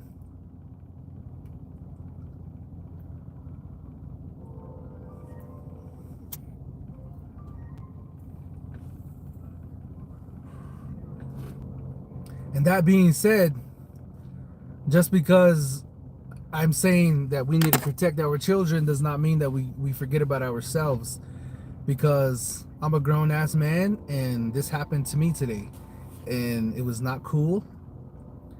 It was definitely strange, almost traumatizing. It was fucked up. Everything all together, it was just weird. And crazy shit like that can happen to us too. So us as adults, we need to also protect ourselves. And I don't mean to be preachy to you guys right now. I'm just giving you guys some advice, some shit that I learned today. Well, these are some shit that I learned a long time ago, but I'm just kind of reinforcing it because of what happened today. And I'm sure all of you guys already know a lot of this. You know what I'm saying? But even us as adults, we need to be careful. We need to be careful of our surroundings, you know? Man or woman, it doesn't fucking matter at this point, because some fucker can do some shit like that. It's just wild. And it's important to look out for those cues, because I hadn't known about that tapping thing until today when I Googled it. I knew it was strange that that was happening. I knew it was weird, because people don't do that shit. And when I saw that happening, I knew it was just weird. Like, why would someone do that? And then when I Googled it, and I was like, that sick fuck already knew this. You know what I'm saying? So just be very careful of all of that. And especially you ladies, I know ladies hate to hear when men give them advice on how to protect themselves, but you ladies need to recognize, and you guys need to realize, that you're more than likely not as strong as the person who you might run into on a day-to-day basis when it comes to male and female. Because obviously men are stronger than women physically, and there are a lot of things that men can do that are like when you go outside at night. I suggest that you don't go outside at night. I don't want you guys to live in fear for the rest of your lives, but I want you guys to be very vigilant and be very aware of your surroundings. When you're gonna go to the store at night, make sure you park all the way in the front. Don't park all the way in the fucking back and say, oh, I just want to go for a walk. That's stupid. It's dark. Park in the front. Be careful with yourself. Though you might feel like you're the strongest woman in the world and you can take on any man, that's more than likely not the case, because you are a woman and you are weaker than men. Facts. Just lay it out flat for you guys. That's facts. That's just the way it is. So you got to be very careful. And when you're walking out to your vehicle, obviously you have to, I always suggest that you unlock your door so the lights can brighten up everywhere around you. Okay? And then lock it, and then come up to the door, and then unlock it, and then jump in, and then lock your door again. So once you get inside your vehicle, you have to lock your truck or your car right away. Right away. Don't unlock it, get in, sit down, and just get on your phone and start doing your thing and then finding the right song to play. Fuck that. Don't do that. That's not safe. Get in your vehicle and lock your door, and then turn it on, and then drive away. That's it. That's as simple as it gets. And you got to be careful of when you drive and you look in your rear view mirrors. If someone is following you, you feel like someone is following you, you got to make several turns. Turn right, turn right, turn left, and if they continue to follow you, then you got to drive to the nearest police station, or to the nearest fire station, or to the hospital, or to a security guard. You got to drive somewhere where you feel safe, and then boom, then you'll be good. Okay? And when you ladies go out to the club, I'm gonna give you guys more advice. When you guys go out to the club, or when you come home and you guys are having a get together or a party or something, please don't drink open drinks. A drink like this that a stranger gives you, don't drink it. Alright? I cannot stress enough how fucking dumb you would be to accept a drink from a random stranger, or to leave your drink unattended and walk to the restroom and come back and sip on that same drink that you left unattended. That is not a smart move. That is a dumb move. So don't be a dumbass. Take your drink with you, or buy a whole nother drink, or just better yet, don't drink at all. But definitely be careful of what you put in your mouth as far as drinks and as far as food when you're going out with friends, or when you bring someone into your house to have a party, so on and so forth. Be very careful. That's all I'm saying. So that happens with women, that happens with men. You guys know Jeffrey Dahmer's crazy ass, he was doing that shit to guys, to grown ass men. So even for men, us men need to also be careful, because there's people out here who want to rob us, who want to hurt us, who want to kill us, who are jealous of us, who don't like things that we have, or just, you know, playing out trying to survive. In their shoes, in their eyes, it's survival, but in our eyes, it's being robbed or being just flat out killed. You know, we got to be fucking careful of our surroundings. If there's more than one guy and you're trying to fight them, you're not going to win, because if there's more than one guy, you might get your ass beat and you might get jumped. And then whoever you're with at that moment is going to be in danger too. So if that's going to go down, you got, the best thing to do is man up and then just fucking walk away. Simple as that. There's a lot of things that you got to be careful of. Like earlier tonight when I walked into that store, that dude was really, really dogging me. But I know that his truck is full of his homies, which is why when I saw him, I looked at him and he looked at me crazy. I didn't bitch out. I was thinking smart. So I just looked at him and I looked down, and when I walked away, I was like, fuck that guy, fuck that guy. Got into the truck and I told you guys about it. But he walked over to his ride and his ride was there, full of his homies. So even in that instance, I was being smart. I was using my brain. I said, it's 1 against like 5. I'm gonna get my ass kicked. And there's nothing wrong with being a man and admitting that you might get your ass kicked. There's nothing wrong with it. It's being smart. It's not being a pussy, it's being smart.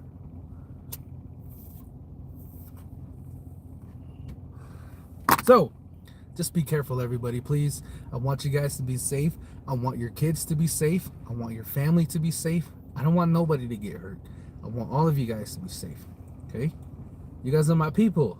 I'm your people. Gotta look out for each other. Like I said, I don't mean to be preachy. I'm just trying to give you guys some advice. Alright? I give you guys advice. Give me some advice. We're good. Okay, I provide you merch. You buy my merch, and we're good. And may I remind everybody that I have my merchandise on me right now. I have a basket full of merch. I'm gonna go back there in a little while. I'm gonna show you what I got. But in the meantime, I'm gonna read these comments.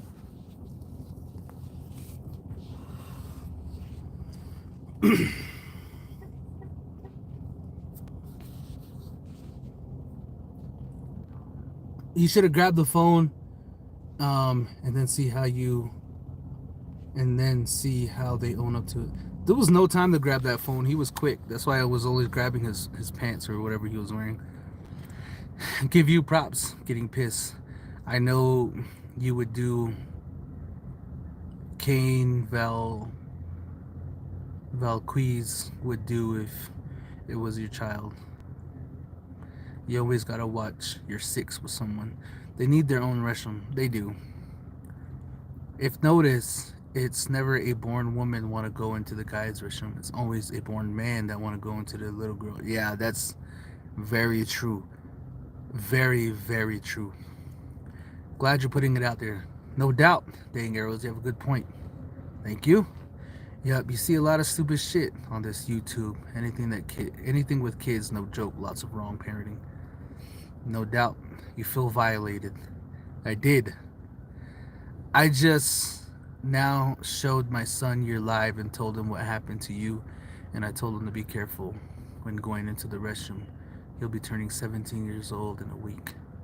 Daughter was here a few weekends ago. We were out, and an older dude checked her up and down. I felt tingly of rage shiver in my body and gave him an aggressive nod. Not mention daughter knew what. Not to mention daughter knew you were upset, but she said she didn't know why, and I didn't say anything to her. Yeah, see, I'm glad that your son is just watch this live. If it was any live that I would want your children to watch, it would be this live, because the younger they know, they'll grow up with it, and then they'll learn a lot more. They'll be more self-aware, more aware of their surroundings, especially in public. You know, so that's good, man. Shout out to you. Thanks for showing your boy. Thank you for reminding the people of the dangers of the world. No doubt, you're welcome. Good points of encouragement, good words should shape. Be safe. Thanks, Philda. I appreciate it. That's true. They're like res dogs.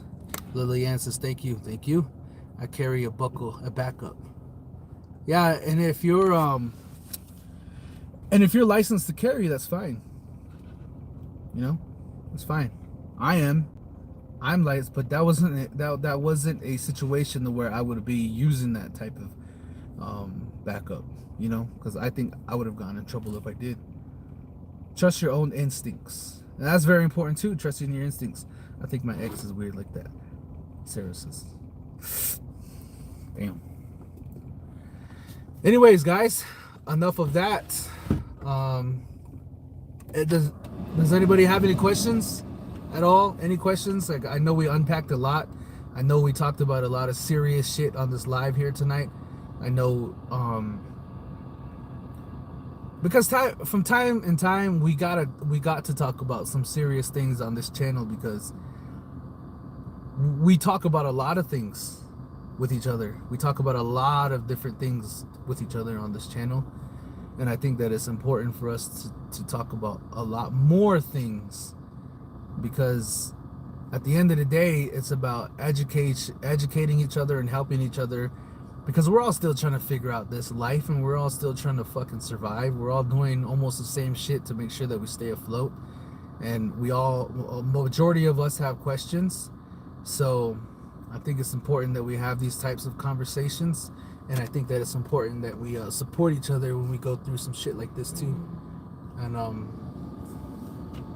yeah, as cringy as it sounds, man, as cringy as this whole situation sounded, I'm glad that I was able to get his license plate, and I'm glad that I was able to wait for a police officer, and I'm glad that I got down a police report. And yeah, save me a shirt for Xmas. I sure will. I missed a lot, but I caught up. Okay, tell us a little about yourself growing up on the res. Nobody talks about these kind of stuff on YouTube. I like the way you spoke, man. Thank you, dude. I appreciate it. I know that a lot of people use their platform for a lot of entertainment and less education, and that's their provocative, obviously, but wait.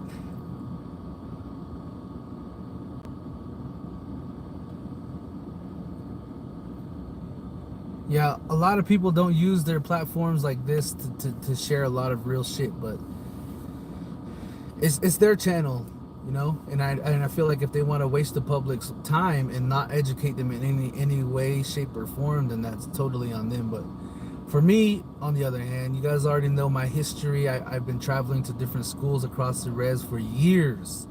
If you go way back on my YouTube channel, I've been doing tours, and I've been going to different schools, and I've been speaking to different young women and young men, even kindergarten students, even the teachers, even the staff. I've been talking to a lot of people in the Navajo Nation, literally thousands of young children, men, women, boys, and girls, all of them. I've been speaking to thousands of people, and I've been encouraging each and every single one to follow their dreams.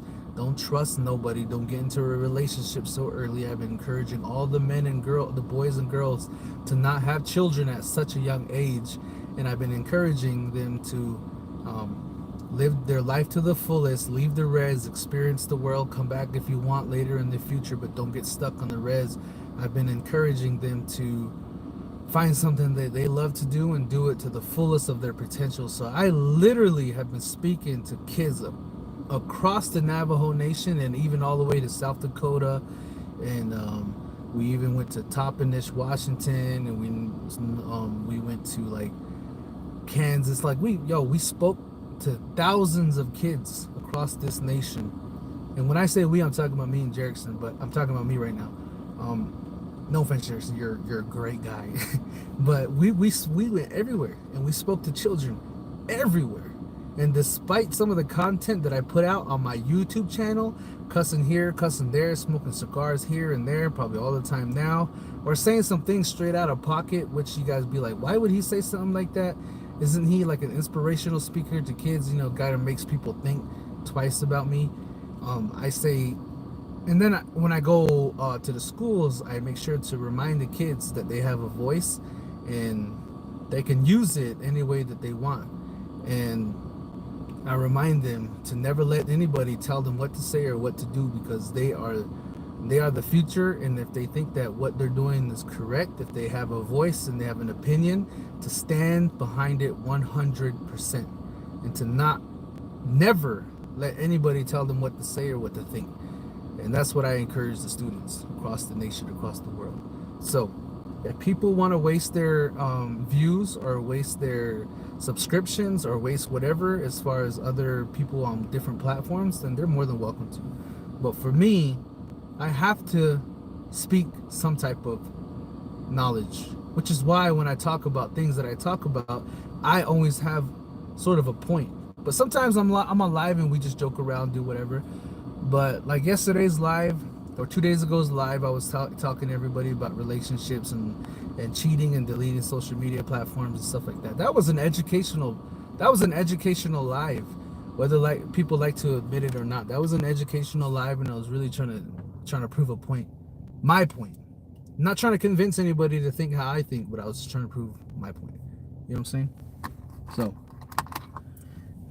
yeah, it's tough out here, man.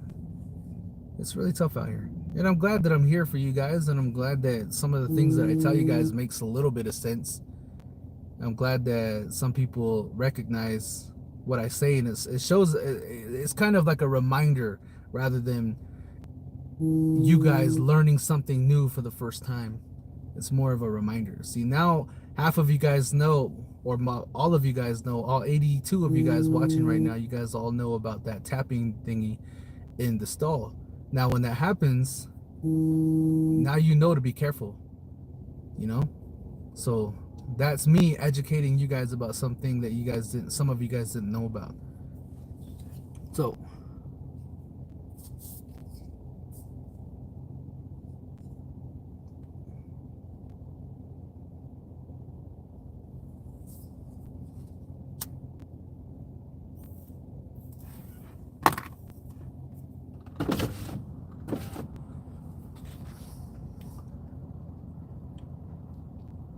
let me read some of these comments.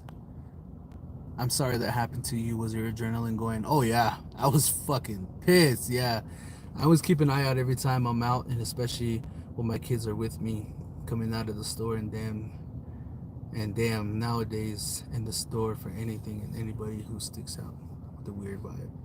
True, even inside the store you gotta be careful. This live made me remember a time I caught an old man taking pictures of women's butts when they were in line at the NTA water department office. Yeah, it's fucked up. I saw that happen before one time too at the flea market. Hello, Jamunson, just jumping on the live. What's up, B?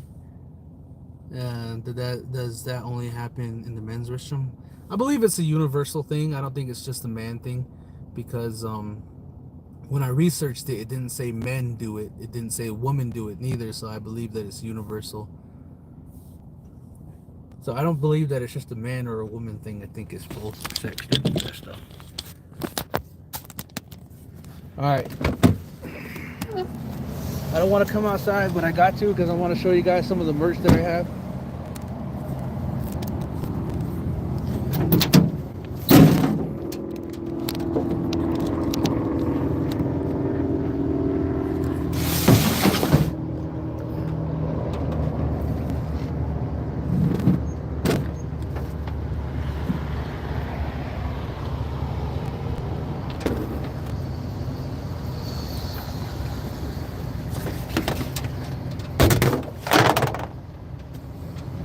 Like I said, if you guys have any questions, feel free to ask me. I'll answer.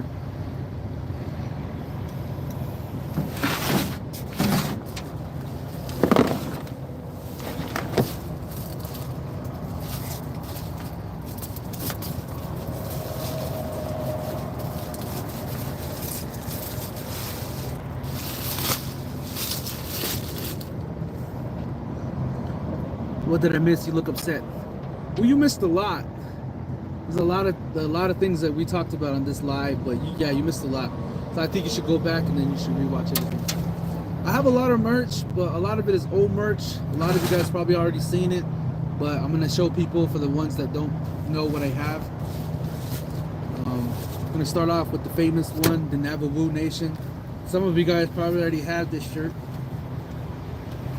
See that? I got a bunch of these shirts right here, Navajo Nation. Like I said, I'm in Gallup right now, and if anybody wants to buy some merch, I'll meet you guys, or I'll tell you guys where I'm at. And I also have the turtle. I call this one the Turtle Island.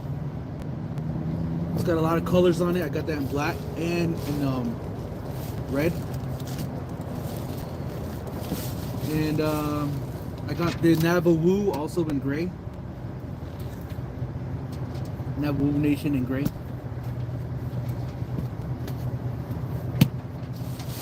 Let me see what else I got. I also have the War Face, the one I was telling you guys about. One with color. The spin-off on the North Face, but this one is the War Face. It's also like the one I'm wearing right here as far as hoodies, but this is only one color.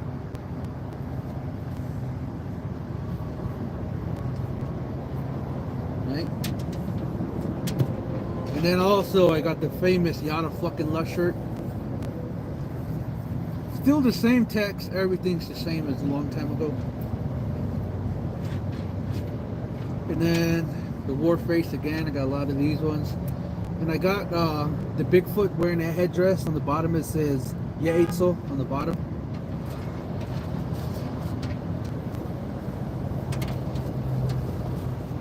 Another one of the Yada fucking Lush shirts. A lot of the Yazzie, the War, the Navajo. Then I got a lot of the Yada fucking low ones right here.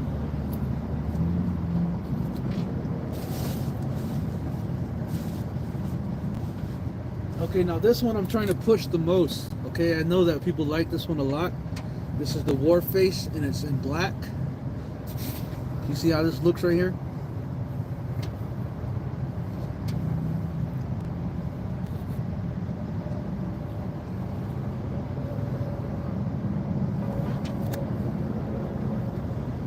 These are pretty sick though, for real.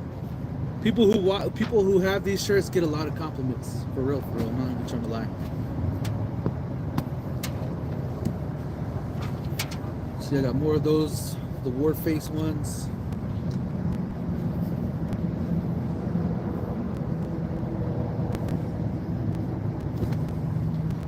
Boom.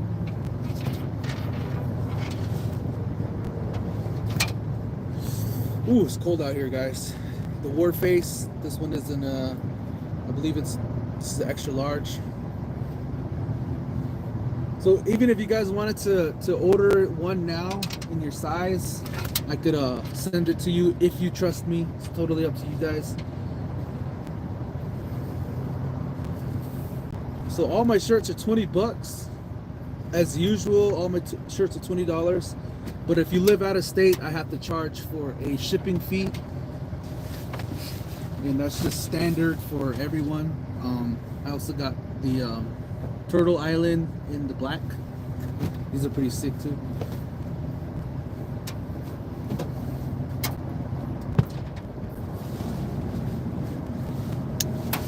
And I got the War Face also in the gray. A lot of them in the gray actually.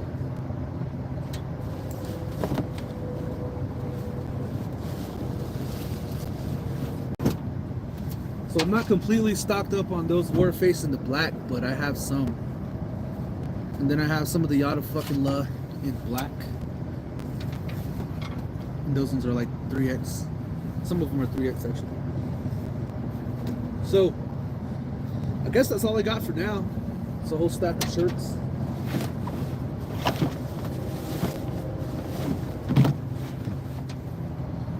So like I said, if you guys are interested, let me know. I knew I had these shirts, but now you guys know. Okay.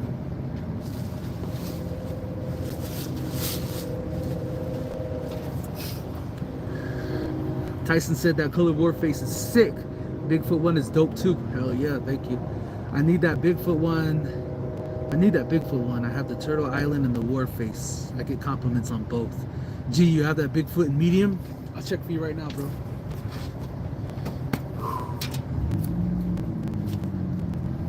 I have a large. I have a large. I have a large. I have a large. I have a large. And a large. These ones are all large, bro. But look at how small the large looks. Does that look small? Big? But this is the large.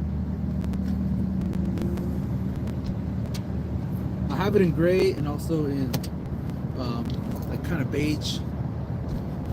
Let's see. 2X.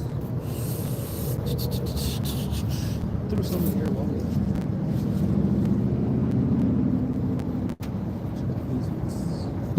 These are the Yada fucking Lush shirts right here. Now I got some more gray ones.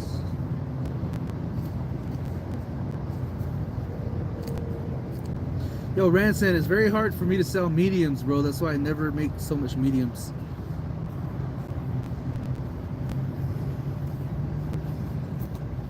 Yep, mediums are very needed.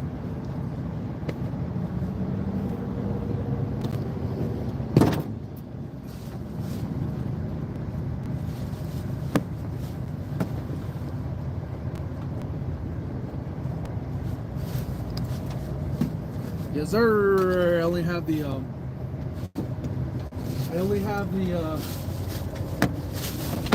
large, dog. I only have the large.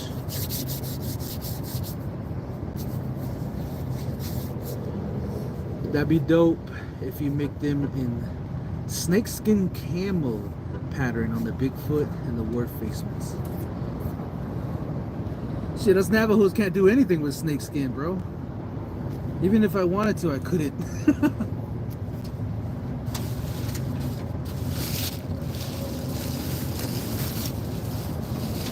Taboo kind of stuff, you know?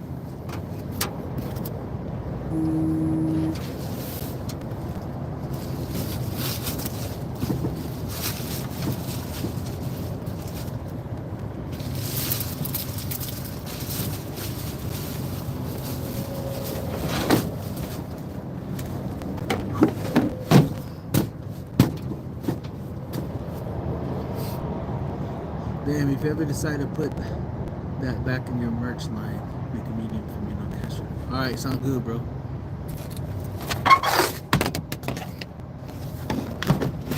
Yeah, but that's what I have. Like I said, I'm here in Gallup. If you guys want some merch. It's late night hustling, man. I could ask some of these people around here, but I don't think they'll stand around and long enough because it's freaking cold out here. Besides that, it doesn't look very pleasing when you bust it out in the back of your truck.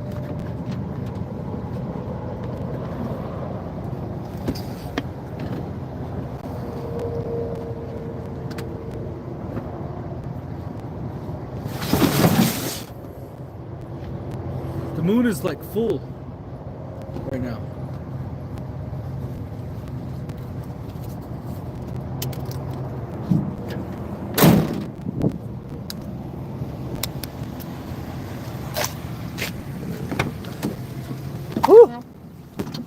Oh, it's cold out there. Damn. Oh yeah, it's cold.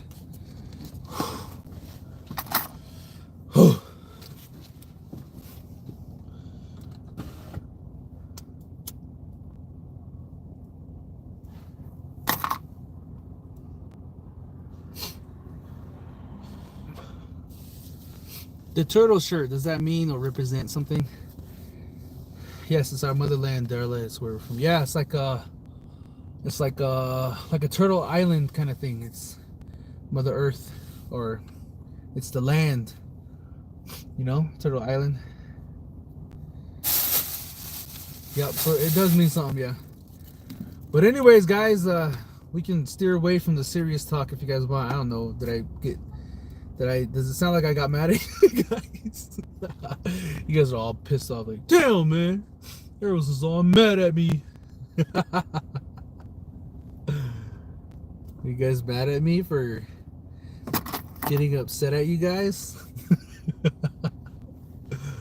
Nah, everything I said is all real shit, bro. For real, for real.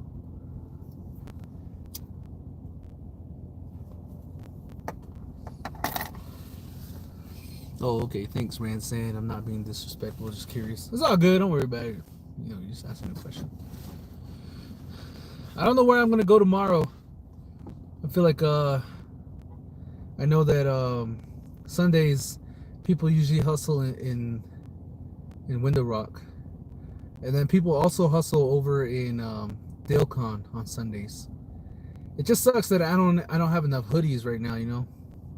I know it's hoodie season. Everybody's looking for some hoodies, but yeah. Anyways, what are you guys up to? What are you guys doing? You guys want to continue the live, or do you guys want to end it? I have not seen Fried Bread Face. I haven't seen it yet, but I want to watch it. I'll probably watch it tonight. As a matter of fact, I'm going to text my sister right now and ask her to send me her password for her Netflix.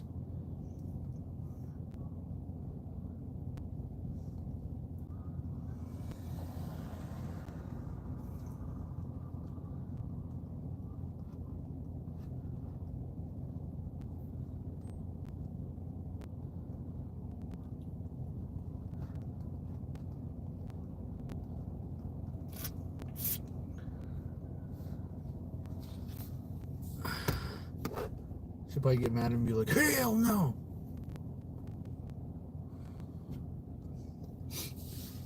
I'm from Gila River, Pima.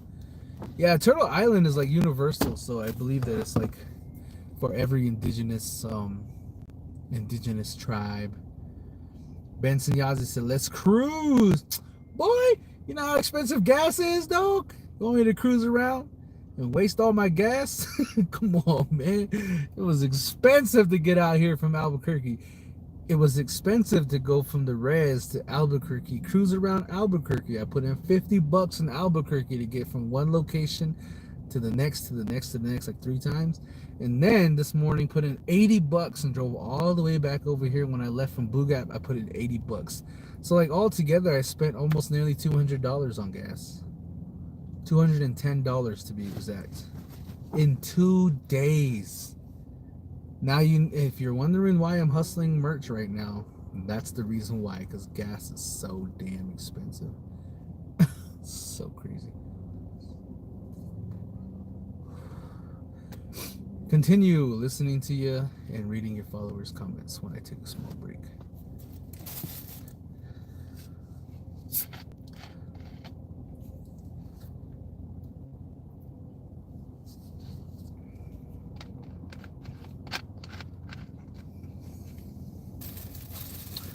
Yeah, I'm here in Gallup, so like I said, if anybody wants to buy some merch in Gallup, I'll be available. I'll go drive anywhere. If you want to meet somewhere, I'll meet you there. I believe I'll be taking off here tonight, though. I'm not going to stay here the night. You know what I think I'm going to do? You guys already know that I'm lost in life at this point, but not really lost. I'm just trying to figure things out. So I think what I'm going to do is I'm going to start hustling merch that like me and Jerickson used to do back in the day. Drive around and then hustle merch. I think that's what I'm going to do for a couple of weeks, couple of months, see how that goes. Back in the day, we made a lot of money doing it. I don't know how it would be these days, though. But it's like every time people want to sell their merch, they go to the location that everybody sells merch at, and then they sell merch. But what we used to do is we used to take the merch to their community, hustle there, and then go to the next community. So it's like we're bringing the product to the people rather than the people coming to us for the product. You know what I'm saying? There's kind of a difference, and it does help a little bit, but not a whole lot.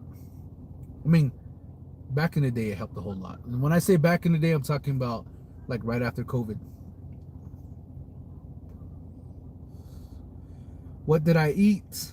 Well, today my mom and dad got me some Long John Silvers. It was pretty good. It was really good. I'm at Continental Divide in the snow. Dude, that's literally just right there, bro. And is it snowing or did it snow? Because over here in Gallup, there is no snow and it doesn't seem like it's about to snow because I could see the moon, like it's very clear.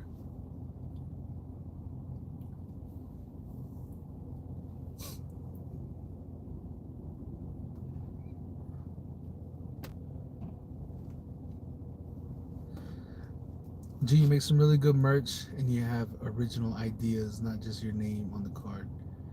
Thanks, man. I do my best. I've been trying to get back into making more merch, but bro, that I have to be more focused on it now though, because I want to do it a little bit more than I used to. So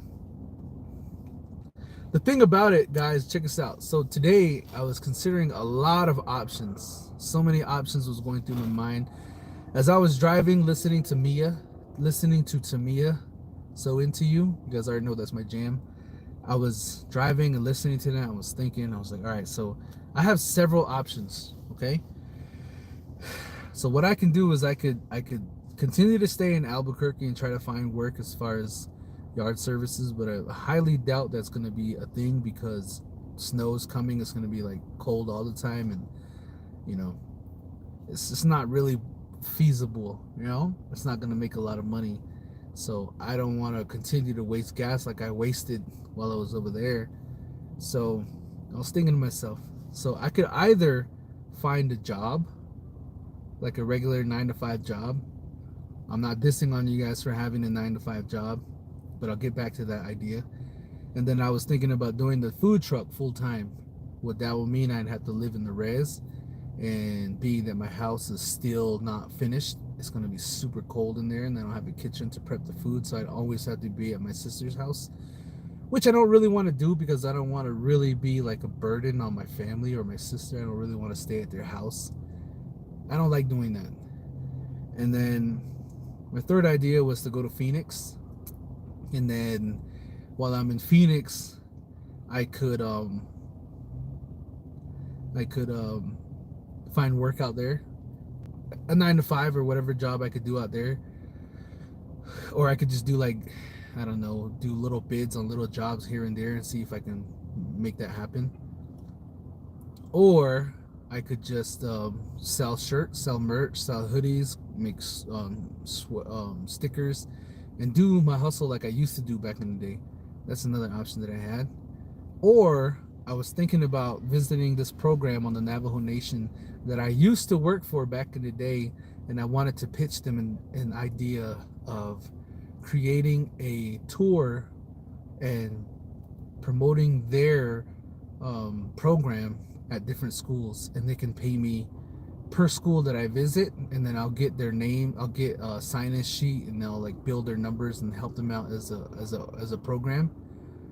Or me and Ernie have this idea that we're working on, and hopefully that goes through. I'm not too sure if it will or not, but if that goes through, I think I'll be good for the winter, but I'm not too sure. That's an option. Or remember I was telling you guys I was looking up a job in Chinle. There's a job that's like a residential coordinator for special needs, house or a home over there. I was thinking about doing that too. And also I was thinking about bringing all my yard care service equipment over here to the res, and then just passing out flyers and then charging people very cheap, since it's the res, to clean their NHA housing area. That's another idea that I had. So I'm kind of juggling all 7 ideas. It's very hard for me to pick one, but I don't know. I have those options. Or another option that I had was,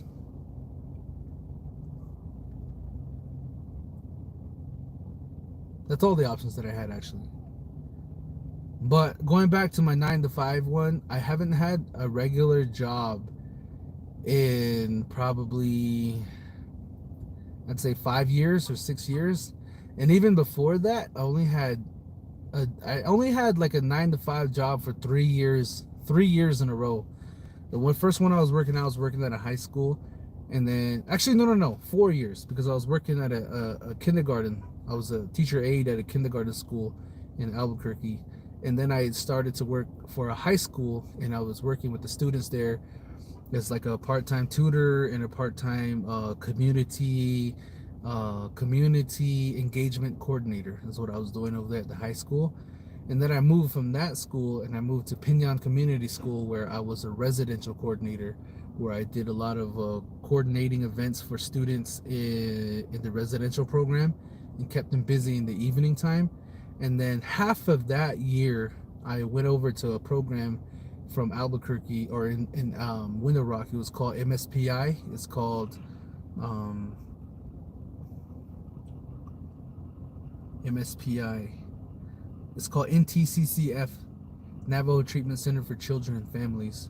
But it was through the program MSPI. I forget what that's the acronym for. But those 4 years, that's the only time I had an actual job back to back. And then before then, I was doing my hustle like I'm doing now. And then even between these 4 jobs, I was doing my hustle like I do. And then for the last 5 years or so, I've been just hustling like this.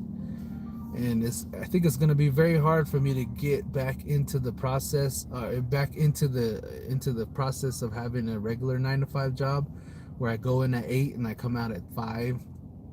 And then I wouldn't get paid the first week or that same day, which I'm really used to doing. I'm very used to working one day and getting paid at the end of the day. I'm very, very used to that. And I believe that it's gonna be a struggle for me to work for 8 hours a day for 40 hours a week, or even 50 hours a week, and wait for my paycheck until the end of 1 week or the end of 2 weeks.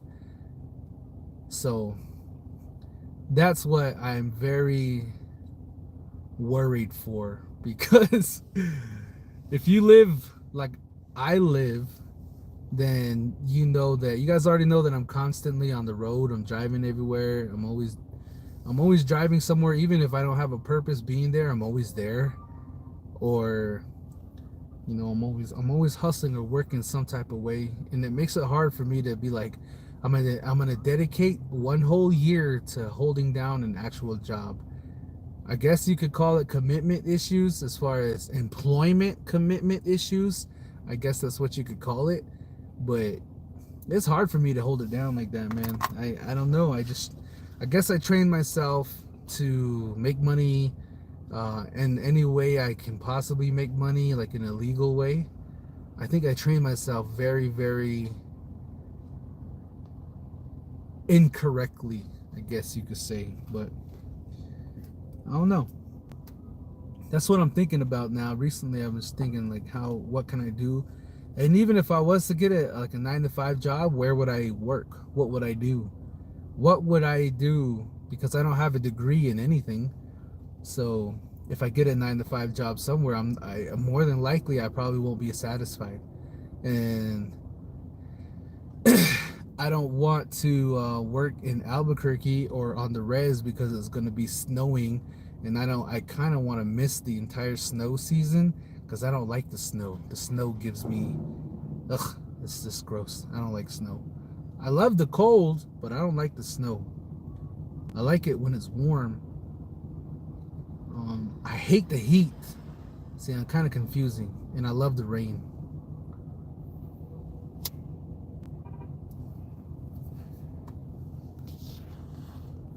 Let me see.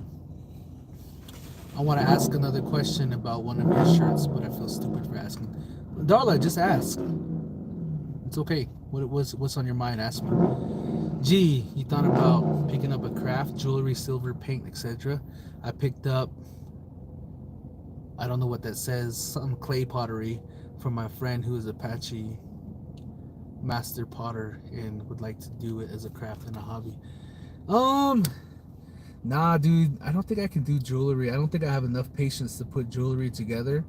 I also don't think I have enough patience to put paintings together. I mean, I can draw. I know how to draw, but I don't think I can put paintings together.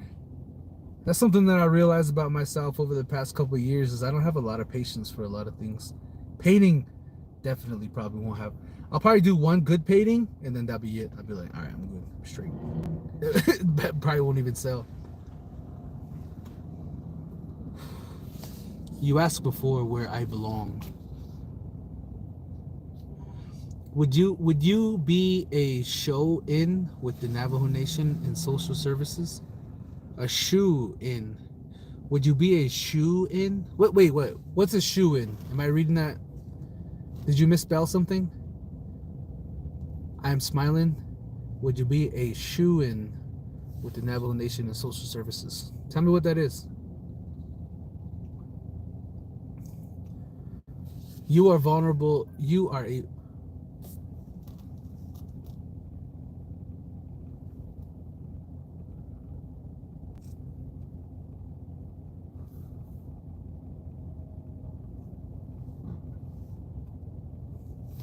You are a vulnerable asset to kids. They need a native men who are clean and sober. Thank you. I appreciate that. I believe I am too. You don't need a degree. My niece works there as a social worker. You're just too complicated, arrows. Brother, or I probably DNA. Wait. I probably Dia never realized. What? I'm sorry, Darla. I'm having a hard time following what you're saying. Brother, you're good. It's a living and respectable one. You're not doing anything wrong with the power of hustle that you've been given. Hell yeah. And yeah, that's what's up. You would easily fit in the Navajo Nation. Shoe means easy fit in with work environments. Oh, let me reread your first comment then. Would you be a shoe with work? Would you be a shoe in with the Navajo Nation Social Services? I think I would like to work at the Navajo Nation capital in Window Rock. I would like to do that again. Only because I've done it before. Like I said, I was working with MSPI. That's the social services program, and I think I would really I would be a really good asset to them. However, when I was working there before, I had an issue with the dress code. And when like 3 weeks in, 4 weeks in, I got written up for coming to work wearing flip-flops. Dang, you guys didn't know that about me, but I went into work and I was wearing flops, my Nike flops, and I was wearing what I usually wear, but I was wearing flops.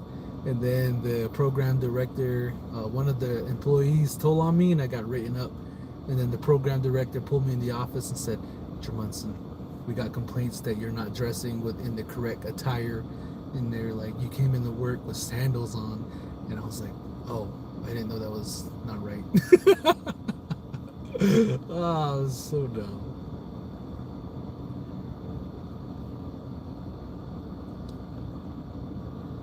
Shoe means easily to fit in with the environment. Shoe just means that go ahead, big dog. You still trying to do another 24? Nah. I can't do a 24-hour, not yet. Good morning, good afternoon, good evening, good night. Hello, Jermunson. Hello, OMG Red Style. Oh, Phoenix.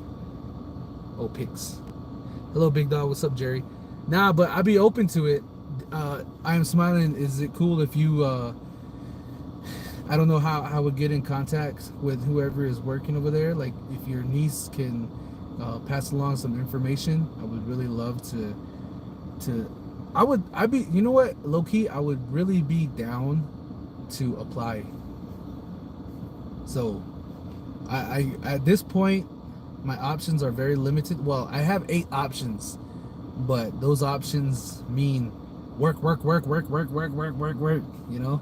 So for me, I feel like the more work, the less likely I'm gonna want to do it. Because I'm getting kind of old, guys. I'm not trying to lie to you guys, but sleeping in this truck, man, I wake up 20 times a night with my knees aching, my back hurts. I gotta rotate like a rotisserie chicken all night long, bro. And then I gotta get up and watch, see what's going on in my surroundings, lay back down, get back up. Like when I had an apartment, it was great. But I knew that the apartment was not gonna last forever. I already knew it when I first got it. I knew that it was just time for me to kind of like settle in and just relax and then just do estimates and send the guys out to work, which is what I was doing for those 6 months that I was living at that apartment. But I already knew that low-key I wouldn't be able to get that apartment again. So definitely I definitely consider working. See, the thing about me is that if I enjoy the work that I'm doing, I don't mind doing it. So if they put me in a position to where I'm like, you know what, this is really good, it serves a purpose, I don't mind doing this, then I wouldn't mind doing it. As long as the pay is good too, because like I said, I'm used to working one day, not to brag, but I'm used to working one day and then getting like $800 in that same day in a couple of hours. And then boom, then doing that the next day. But like I said, jobs haven't been flowing in like that for a while now because the weather and all that stuff is just, it's not working out. And I guess that comes with the territory of being a yard worker, you know? Oh, okay, I'll contact her. You love kids, family, so social services obviously would fit the job, helping them.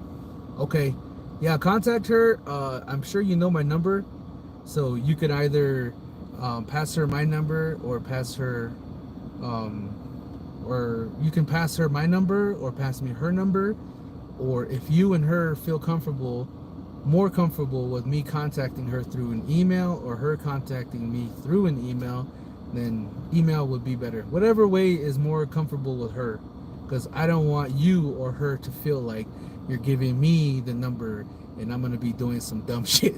You know what I'm saying? I'm very cautious when it comes to stuff like this. I'm very cautious because I don't want you to think any type of way, and I don't want her to think any type of way. You know what I'm saying? Because I'm a handsome young man, I'm not gonna lie, and if she has a husband or a boyfriend and she's reaching out to me about this job opportunity, I don't want to get nobody in trouble, because like I said, I'm a very handsome young man. I'm old, but I'm handsome. Yeah. Let's do it. I don't know if you see me. You got your Canada? Nah. No. That's one place I wouldn't want to go. It's way too far away from home. Nah, it's way too far. Okay, no problem. I'll call her. She's not into texting. Okay, yeah. Give her a call. If she wants my information, send it to her. It doesn't matter. Yazzie at gmail.com, or you can send her my phone number.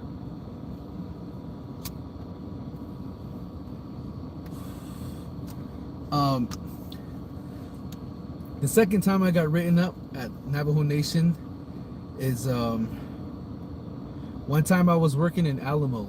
I don't know how many of you guys are watching from Alamo. Raise your hand if you're from Alamo.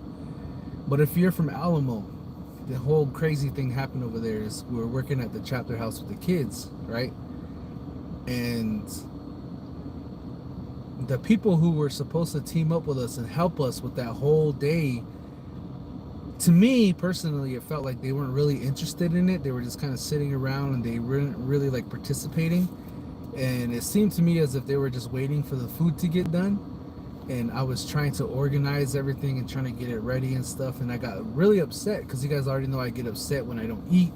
And especially if it's something that's trying to do good for the kids or do good for the community or whatever. And I got upset. So I went outside to where everybody was sitting, because we just got done butchering the sheep and they were cooking. And then I went outside and I said, are you guys gonna help, or are you guys just gonna sit around? And then when I said that to everybody over there at that chapter house, they didn't like it. And I know they didn't like it because they were like, hey, calm down, we're gonna eat first. And then to me, I was thinking, I didn't come over here to eat. I mean, yeah, it's a plus that we're gonna feed everybody, but we got this whole program and we got all these things to do for these kids and the messages to give them and stuff. It wasn't good. And now that I think about it, and I thought about it a lot, I shouldn't have handled it that way. However, my partner, which was a female, she was also there with me, and then she got mad at me because I got mad at them. And her and I were kind of already not on good terms. We were in the beginning, but later on it started to fall off. So then she pulled me aside and said, Jermudson, like, what's wrong with you? Why would you say that? And then I tried telling her, I was like, well, what are they doing just sitting around? We need to access these rooms, and I was telling her all these things, and she didn't like that. So she said, you know what? I'm going to leave. And then I was like, wait, what do you mean you're going to leave? Like, we're still doing this whole thing. She said, no, I'm out of here. And then she grabbed her things and she walked back toward me as I was standing in the hallway. And as she walked closer to me, she bumped me in my arm. And she walked out. And she got in the vehicle. She got into the Navajo Nation tribal vehicle, and she drove away from Alamo to Window Rock. And I had to finish the whole thing myself. And that was no problem for me because it's no problem for me because I'm used to doing a lot of, at the time, I'm old now, so I don't know. At the time, I was used to handling a lot of things at one time. I was really good at being able to multitask. So I was able to set everything up and get all the programs running, get everything running smoothly. And at the time, I was working with one of my ex-girlfriends, and she was the one who got away, the one I pushed away. She was the love of my life. I miss her so much. But I was working with her, so she was really helping me out, get everything situated. So the next day, right, I get called into my supervisor's office, and then she says, Jermudson, I want you to know that you're a good worker. I believe you. I believe in you. I want you to know that you're being written up again, and there's a complaint about you that you pushed so and so. And I was like, I pushed her? And she said yes. And inside that complaint, she states that she was fearful that you were going to hit her, so she left, and she came back. She left you over there by yourself. And I was like, what? She is the one who bumped me when she left. And she's like, I know you wouldn't do that. Why would you do that? Why would you want to hit her? And I was like, I didn't. We had we had some confrontation. We had a how do you say the word? Confrontation. Am I saying it right? Hey Siri, how do you say confrontation? Sure. Translate into which language? No, just say it in English. You can translate into English and many other languages in Translate. Conflicts. Confrontation. Yeah, confrontation. So we just had a confrontational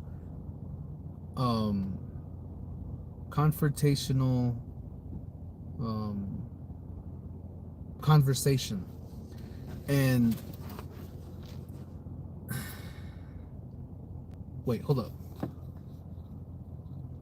Good evening, Chanel. What's up? I am Smiling says, You need some back to basics on work etiquette. Yeah, exactly. Courtney says, I'd like to meet you. I would like to meet all of you guys. Good evening, Chanel. She says, oldest. You act like you're 40, lol. The love of my life. Did you learn that from the notebook? Yeah, I did last night. You lost the love. I lost the love of my life. Confrontation. She bumped you. Okay, anyways. So, confirmation. No. Confrontation. Anyways, so that happened, and she was talking to me, and then I was like, and she's like, I don't. I'm gonna put Siri on time. Yeah, put her in timeout. She don't know what the hell she's talking about. Siri, you need to catch up. And then she's like, yeah, I'm sorry, but what you need to do is you need to write your side and then hand it to me so that we can review it. And I was upset because I already had trust issues as far as trusting women, and that just literally boosted more. And I was like, oh my God, even my freaking coworker is out here lying. So I wrote my piece and I gave it back. But at the end of the day, I was still written up and I got another strike. So that's when I thought to myself,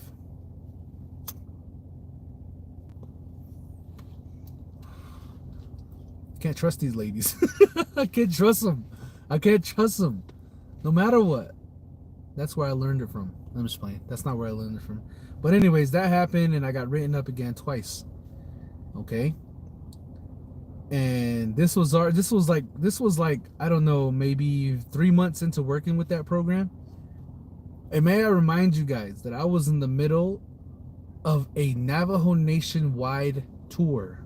I was visiting chapter houses everywhere, getting all sorts of signatures for this program. I was doing really good work, guys. Really good work. And before I even got over there to that program, they were not doing what I set out to do. When I got there, everybody who worked at that program thought that my boss was favoring me because I might have been related to her. But I wasn't related to that lady. I didn't even know who she was. She just trusted me, and she trusted my portfolio, and she trusted my work experience, and she trusted all the things that I've done in my past for the kids. But as per usual, Navajo Nation and everybody in it that works at the Navajo Nation programs, they're all very jealous and envious and so on and so forth. So I already knew that they would be thinking all types of weird. So they thought that I was related to the lady, which is why she was giving me so many opportunities. And then I kept telling them, I don't know her. I just work for her. I just give her these ideas and she likes it, and then we go with it. But that didn't help. So there's this one time they have a garage, they have a storage, right? This program had a storage full of all sorts of merchandise. They had pencils, they had notebook pads, they had glasses, they had windshield breakers, they had sunglasses, they had measuring tapes, they had those little stress balls that you can squeeze. They had all sorts of things just hidden away inside of this storage. And when they said, okay, we're going to come over, we're going to go over there and we're going to clean out the storage, and I said, all right, maybe it's just filled with dirt or whatever. So I went in there and I saw all of this merch. And I just thought to myself, why is this all in here? This is not supposed to be stacked up in here. We're supposed to give this away. So then I told that my supervisor, and I said, I need access to that, and I need to get some of those so I can give it out to the community. And then right away, she already said, oh yeah, go ahead, get anything you want. And I was like, okay. So I went into the storage and I got all the things that I want. And while I was there and I was leaving, that person, she was the one who said that I might have known who she was, right? And I was like, nah, I don't know who she is. So I was just trying to stress to them that I was just trying to do the work. I had some ideas, and then boom, I was putting it into action, and then there.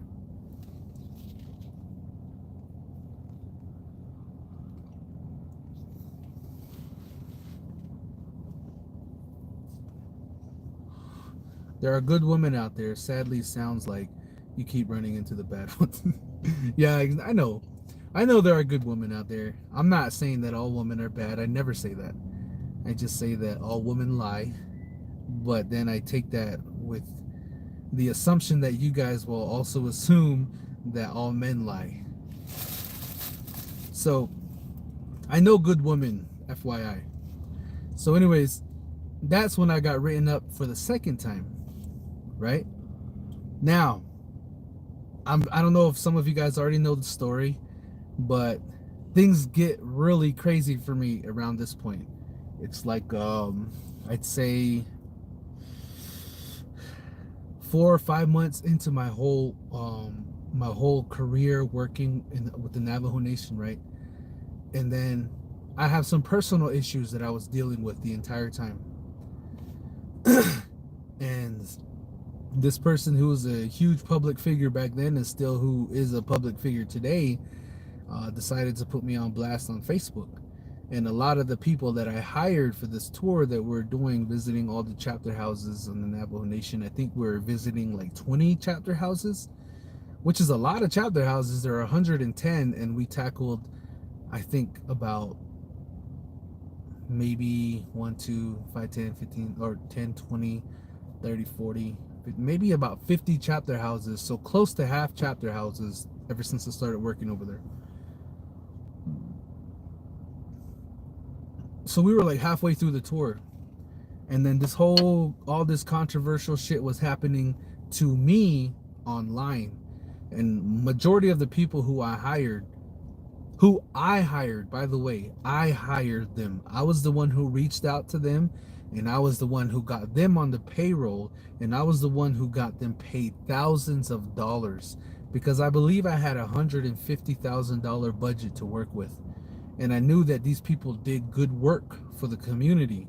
I wasn't being biased. I wasn't being anyway. I hired a transgender. I hired an activist. I hired a feminist. I hired a artist. I hired a vocalist. I hired a rapper. I hired a DJ. I hired a recording artist. I hired a band. I hired my ex. I hired... my ex was doing a presentation about professional development to the kids, and I hired Jerickson. I hired so many people, which, by the way, none of them said thank you, not even my ex. Damn. So I got them paid thousands of dollars because I had that big budget and I had the money for it. And then this whole message on Facebook came out, and then the next day I was doing like follow-up calls to the people who I hired. And I think a lot of you guys know about this one. When I called, and then the girl who answered the phone, once I said, hey, this is Jermunson, and then automatically I already knew the tone in her voice, and I already knew how she was speaking to me, but that she wasn't comfortable with me speaking to her. So she says, oh, hey. Right when she said oh and hey, I already knew. Damn. This is gonna destroy a lot of things for me. So I told her everything, and then she said, okay, that sounds good. I was like, all right then. And then she said, oh, and by the way, next time you need to contact me, would it be okay if somebody else contacted me instead of you? And then I was like, and I said, can I ask why? And she said, oh, just a personal preference. I just don't feel comfortable talking with you on the phone. And I said, I'm the one who's running this program though. And she said, yeah, I know, but I don't feel comfortable talking to you. And I said, okay. Hung up the phone. And then it was not just that single person who said that to me, it was multiple people. May I remind you guys the type of people that I was hiring for this, because I thought they would be good for the kids. Turns out it all backfired on me because of some things that were said about me on the internet that weren't true.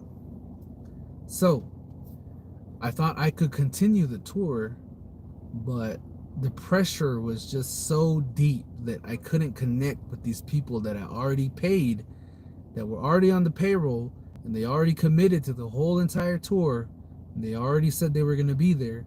And for me to be in charge of that tour and not be able to communicate with them was very, very hard. Not to mention that all of them were really trying to get to my ex-girlfriend to have her flip on me. And she was very solid though, which is why I really love that girl. She was very solid. She always stuck up for me. She put it online, everywhere. She was like, you guys need to stop focusing on Jermunson's personal life, and we need to start focusing on the actual job that we're here to do. Because there was a Facebook Messenger group with all of these people on here, and someone had the audacity to write a message about me inside of that message group, warning everybody about me. Don't date Jermunson. Jermunson is abusive. Jermunson is sexist. Jermunson is so on and so forth. And then my ex-girlfriend had the courage to write in there and say, Jermunson is not any of these things. Jermunson brought us all here together so that we can be here for all this stuff that she was saying. Right? It didn't really help out, but it helped out enough for me to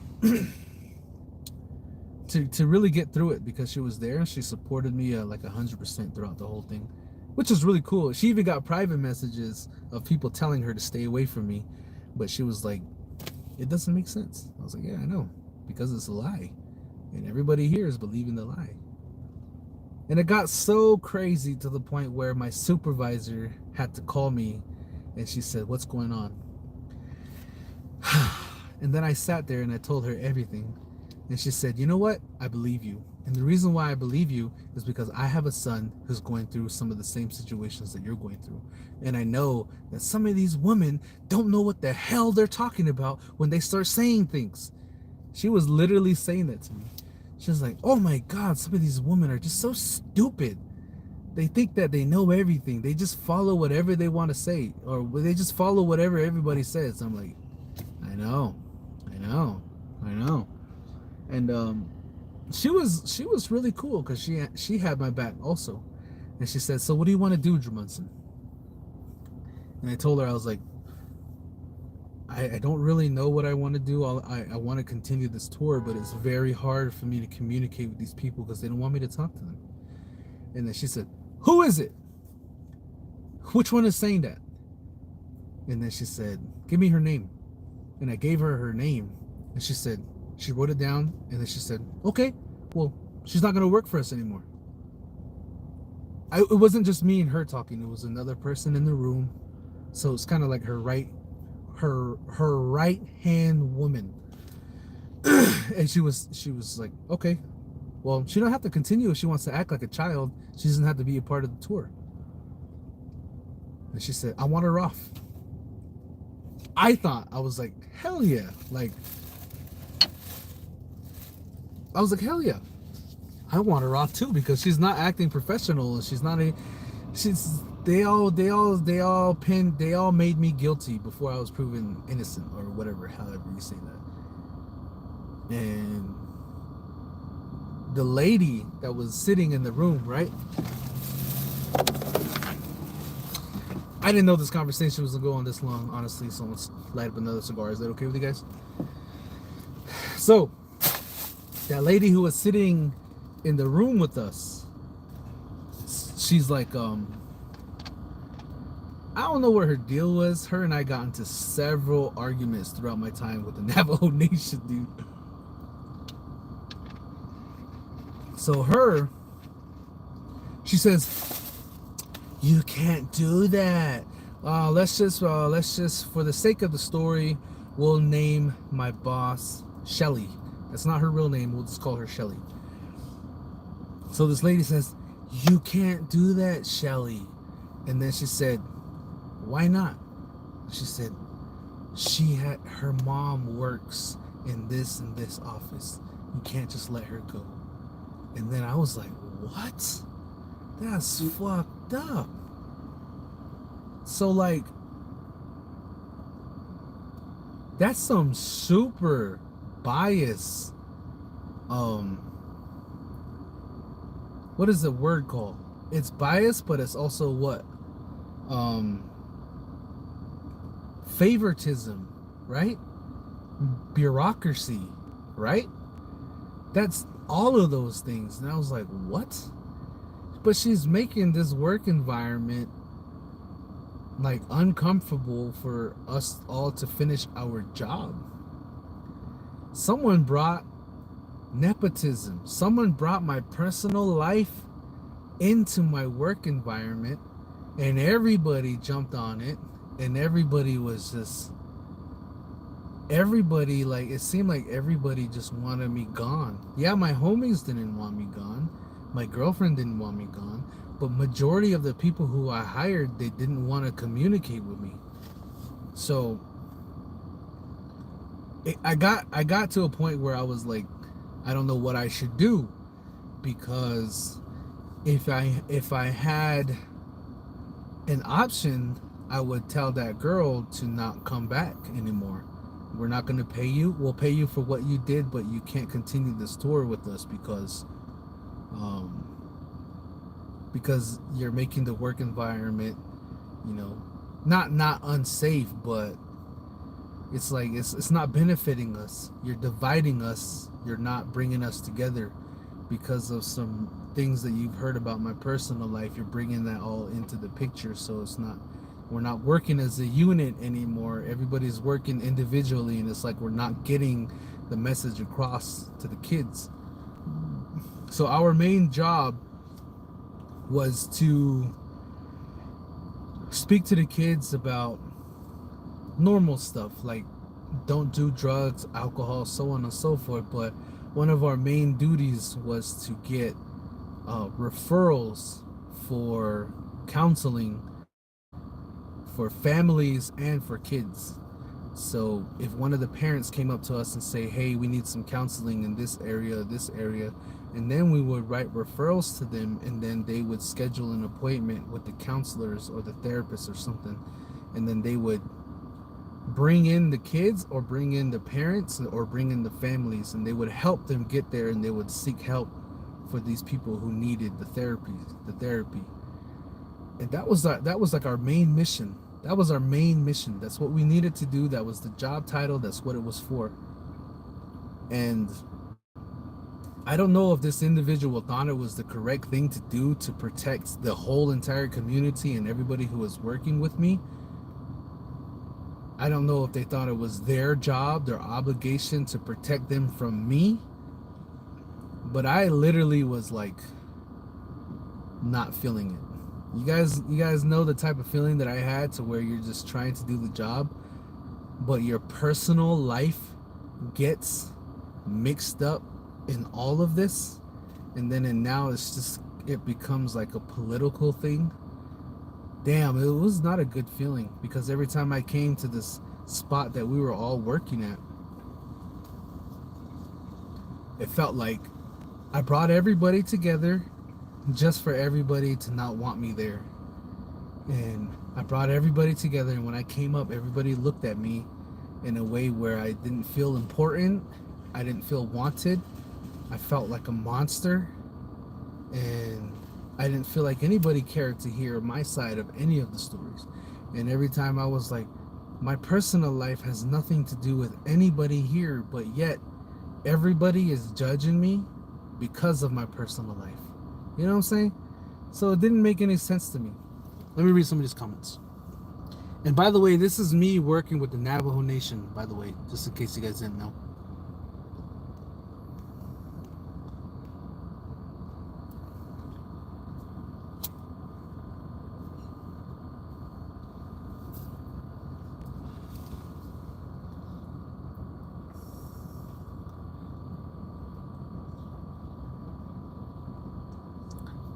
Good evening, Arrows. How was your day?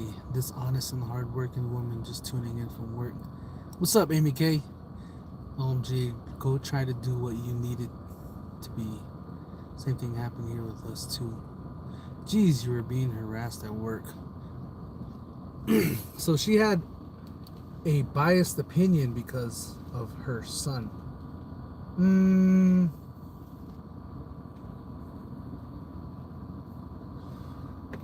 I guess you could say that she might have had a biased opinion because her son was going through it. Yeah, but she also knew that whatever happens in my personal life, it shouldn't get involved in the workspace or the work area. There was more to that than just me saying that she had personal experience with things happening like that. Because she knew that things that were happening in my personal life was none of anybody's business, but it was made public because it was public, you know? How's your night going so far? Did you get your truck running? Yes, I did. I'm going through a lot of shit, but I watch. Thank you for watching. Boo, Nigrin equals nepotism. What the hell? You're the real one, Arrows. Always a brave and smart person. Thank you. I appreciate that. Yes, sir. It snowed here like a blanket in Santa Fe. Nice and sunny now. Well, I hope you have it going. I'm going to pass, but going in the AM. Have a good one. Stay warm. Thank you. Thank you. I will. CB says, what's up, Jamunson? Just relaxing watching Sopranos. What up? Thanks for watching.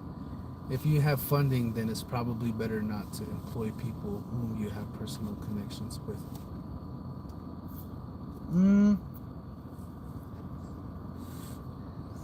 I agree with that in a way. These people that I hired, I didn't have any personal connections with except for probably 3 of them. They weren't family. They were just people who I knew that did good things for the community. Everybody else that I hired was not. I didn't know them, and I didn't know them personally. I just knew of some of the work that they did. I'd never hired family.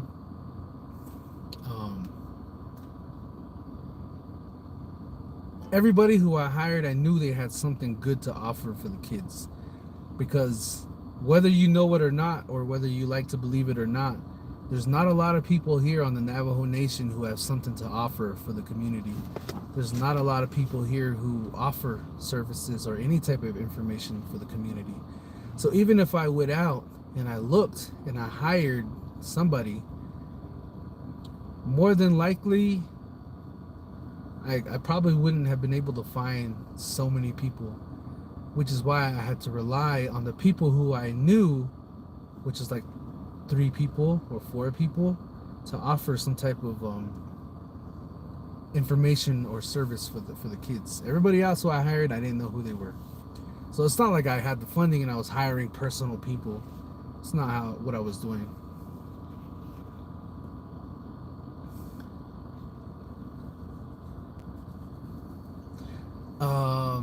Navajos are so filled with jealousy, so support for men and women, hardworking, always a target.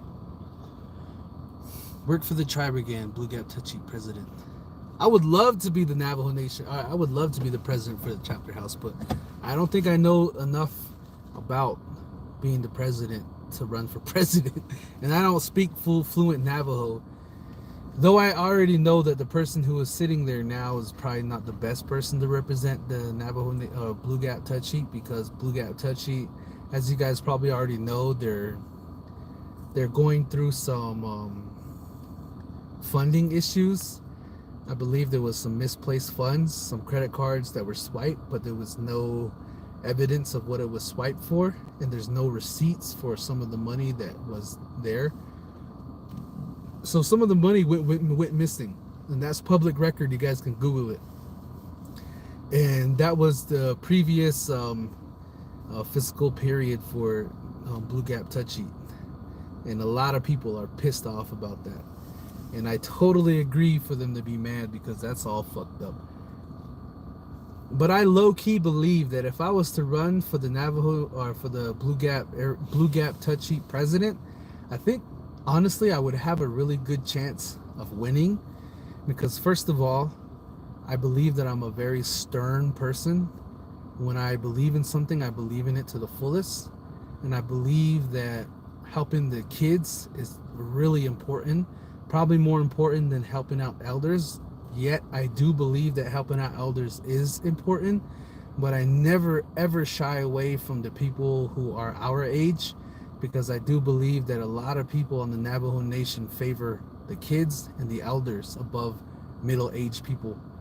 And I don't think that's fair. I don't think that's right. So I think that I would get a lot of the middle-aged people's votes because I would definitely look out for them. I don't believe that just because they're younger than the elders and older than the kids, that they don't have a voice and whatever they're facing isn't important either. So I think I would have a really good chance at winning, but I just don't feel confident enough in doing something like that yet. You know what I'm saying?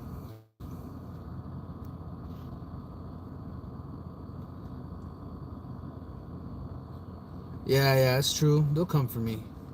And I don't believe that this is the last time something like that's gonna happen. It'll come again. And whatever comes in my path in the future, I think whatever's happening to me now is preparing me for it. So I think I'll be good. It's so sad that natives are so mean to one another. Exactly. I think every workplace, has work personal drama. I got caught up in the middle of drama that has nothing to do with me. Crazy. Yeah, it happens all the time.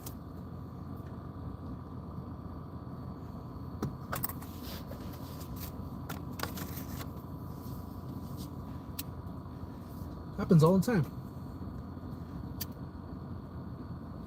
But anyways, this all came down to this all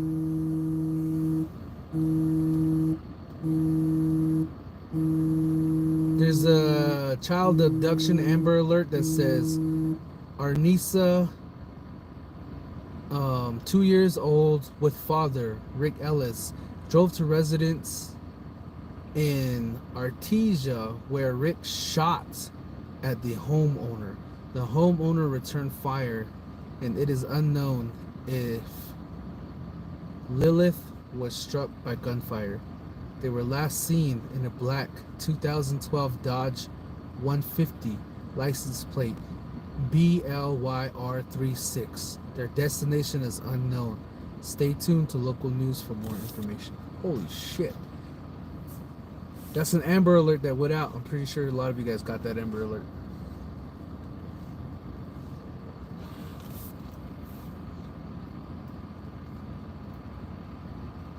So anyways, it came down to a point where I had to step away from that job so that the tour can continue.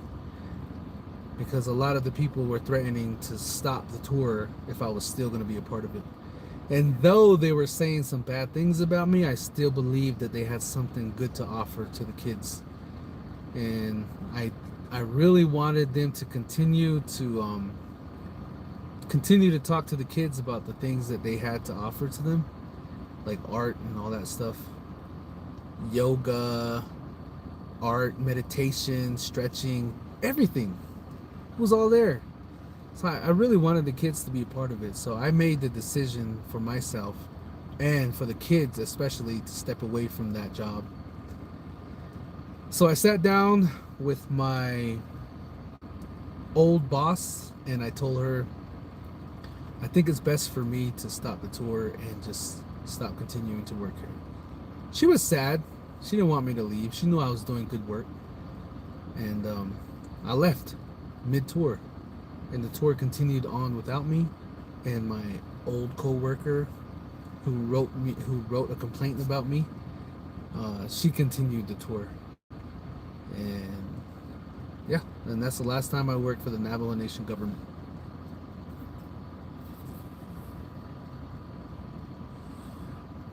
It's fucked up, isn't it?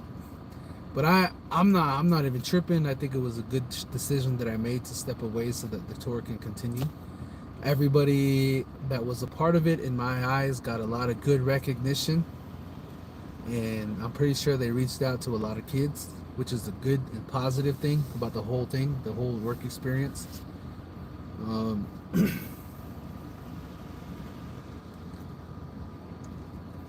Yeah, so that was my experience when I worked with the Navajo Nation. You could get paid on hunting Amber Alerts down. Let's go. That's what I hear. I heard you can get paid for that. I don't know, Resi. Our place is the same, north and south. Oh. I work with so many people, but sadly when it comes to natives, it's always something.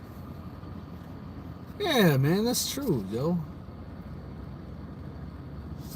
Yeah, it's true. When you work with natives, it's always got to be something, man. We don't know how to work, bro. We don't know how to work as a unit. We don't know how to work together. Everybody wants something. We just don't know how to work together, you know? But years later, I continued doing tours. I continued reaching out to kids. Even this past time, me and Ernie went out. We toured for a whole week. We reached out to 8 schools, and we reached hundreds of students, probably thousands of students. And we still did our thing.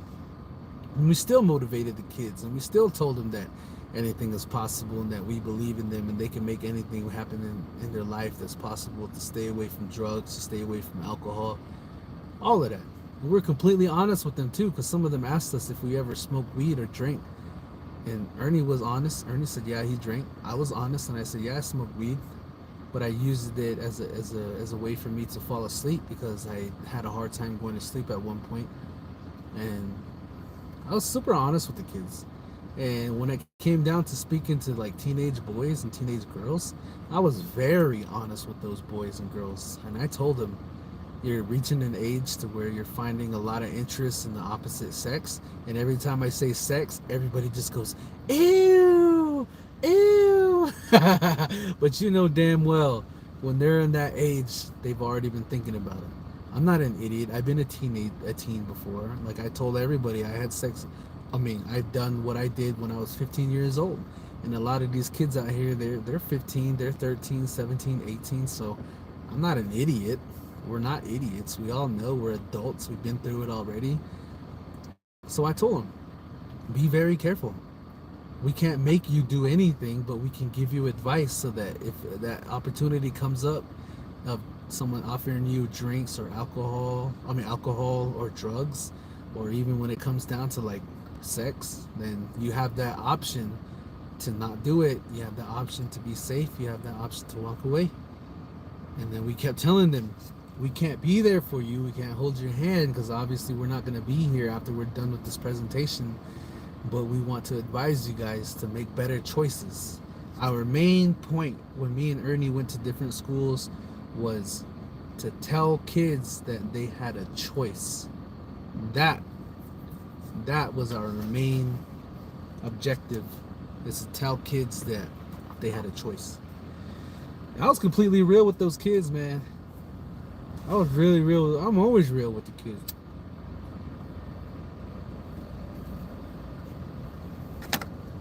I never lie. I never lie to the kids.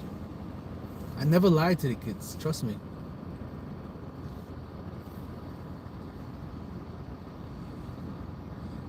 And I even sat down with the boys, like not the boys, but the teenagers. I sit down with them when I talk to them, because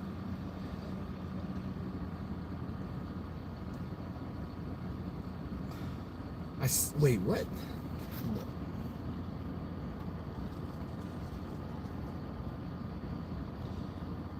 Well, that's horseshit. They did you wrong. Yeah, they did me wrong. None of them said thank you for me paying them thousands of dollars to do what they did, neither. None of them did. Everybody that I hired didn't say thank you. None of them said thank you. Like I said, not even my ex-girlfriend. It's funny because a lot of people want to work for the Navajo Nation, but dealing with so and so is related to so and so, and we can't do anything about it. True. Too many chiefs, not enough warriors. Exactly. Oops. But look, Bubs, as long as you are solid with what you give them, then you know you are doing good. You have a good night. You have a good heart. Thank you. Appreciate it, man. Well, good night. You have a full support or anything. did Yvonne just call me ugly? I don't understand. She said ugly, just something with the war face. Did she just call me ugly? When my honey passed, I wasn't saying my family used me to make me eat.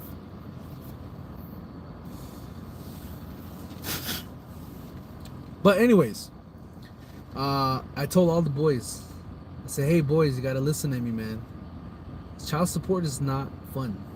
It's not fun. Having children with multiple women is not fun. It's very stressful, it's very hard. And having children with people that you can't get along with is not fun, it's not easy. I said it's very, very stressful. And I said, ladies, same for you. Having children with guys that you don't love, or having children with guys that are not going to be a part of your life forever is not easy, and it's not fun. So you guys need to remember that next time you guys think of doing something with someone. And I even told them the whole thing about drinking things that someone gives you in public, not to drink that, so on and so forth. I tell them a lot of things that I tell you guys. Tell them to be careful when they walk in somewhere, whatever. So I try to keep it 100% with kids, because I don't believe that people who work with them personally every single day are able to be as real as I am. Only because they're there all the time, and I think that they don't want to seem like the bad guy when they're working with the kids, because they work with them all the time. But for me, I don't mind looking like a bad guy. And teachers and everybody who are in that whole presentation, to me, they get no special treatment. I don't treat teachers as if they're gods. I don't treat teachers, or even the staff members or any of the employees, I don't treat them as if they're more important than the kids. I treat them all the same. Like I said to Jerickson, I was on the phone with him, and I said that I low-key didn't get upset at one of the teachers there, but he was trying to get away with something, which I told it. I explained the rules to everybody, and he was trying to get away with it, and he was trying to explain to me. I did take a step forward, and whatever, and I said, all right, listen up, everybody, and I told him the rules were take a step forward. That's it. I didn't say take a step forward and then go left, then go right. If you took a step forward and the kids saw you and they told you to sit down, that means you got to sit down. And I looked at him and I was like, go sit down. And he was like, oh, and then he went to sit down. And I was like, kids, what do you say? And everybody yelled at him, sit down. It's so funny, man. It's so funny when it's so funny when they think that I'm gonna be very lenient with them. I know that they do it. I know that they're basically doing God's work, but I can't treat them more special than I treat the kids. You know what I'm saying? Everybody has to be equal. And I know that being a presenter or being like paid to be there to speak to them, it's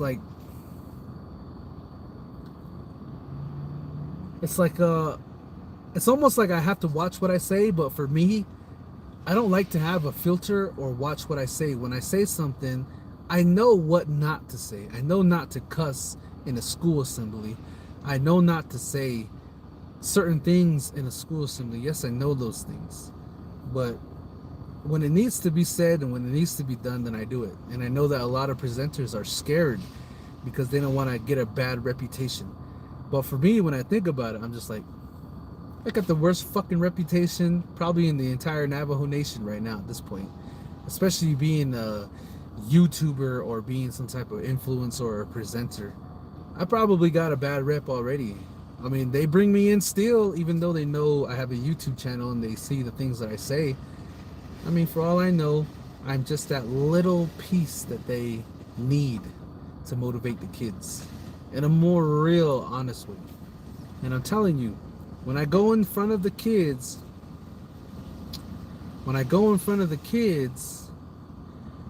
I feel it different. I feel a different vibe and a different connection when I'm in front of the kids. I don't know if it's the tone of my voice or if it's the way I talk to them but I feel a difference. I feel like when someone goes up before me and then, you know, they're talking and doing whatever they do, but when I get on the microphone and then I feel like I get more of the attention, and then I just do my thing, and then boom. And I know I reach out to a lot of them kids. But that's just an opinion that I have of mine. I don't know if that's really what happens. That's just how I feel. That's 3 hours in, guys. I'm about to jump off of this live. Who called you ugly? I think she meant bullshit. No, it's just like dumb. I need to watch my words. I'm still learning live chat. I'm used to letter writing. I have one baby daddy. He cool. We get along. Sorry, Jermunson. That's why I removed that. I see a black kitty on your chest. Do you really?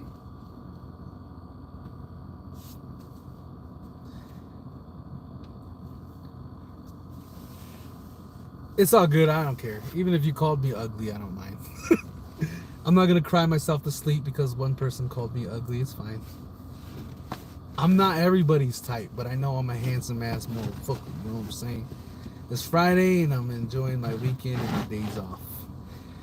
Anyways, that's my story for working with the Navajo Nation.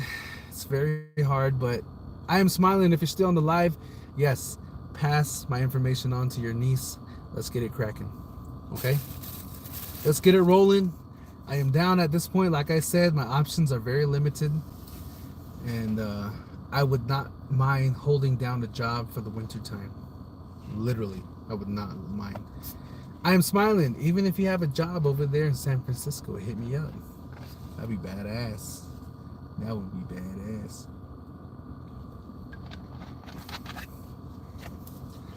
Like I said, guys, I do have merchandise for sale. Okay? So tomorrow, I might set up somewhere tomorrow. I'm not too sure. But we'll see what happens as far as that, because I think I don't know. I just need to sell some merch. Literally, I just need to sell some merch. So, like I said, if you guys want any, or if you guys are interested, just hit me up. See, that's why they come for you. You easily blow crappy people and comments away. That's what irritates them. Yeah, that might be the reason why. yeah, that might be another reason why. Yeah, you just gotta blow it off, man. You just gotta brush it off. Don't get hurt about it, you know. Otherwise, I get mad and say, I'm just gonna end the live then, beep beep, and then leave you guys. I'm not gonna do that. I'm not gonna do that to you guys, man. You guys are awesome. Really quick in the chat, can everybody comment where you guys are watching from? I know the live was steady at 80 people to 90 to 93, 98. We haven't hit 100 yet, which is okay. But it would be dope if we hit 100. Have a good night, Arrows, and thank you for the live. No doubt. Thank you for watching. People like that feed off the energy.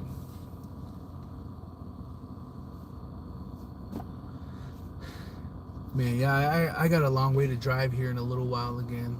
But it's all good, though. I don't mind driving. It's fine.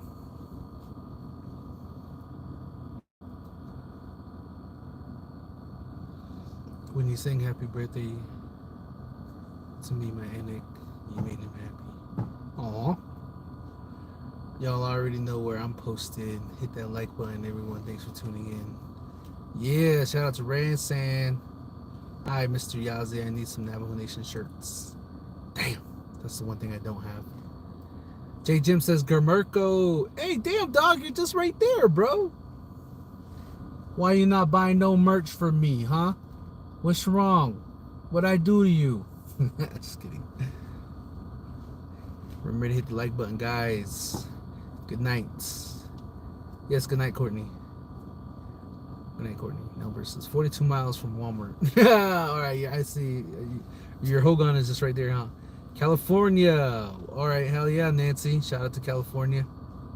What colors do you have in size medium? I don't have any mediums. Ransan was asking for some mediums too. It's very hard for me to sell medium shirts because not a lot of natives wear medium. I just got on California here. Hell yeah. What's up, Charlotte? Charlotte Bush.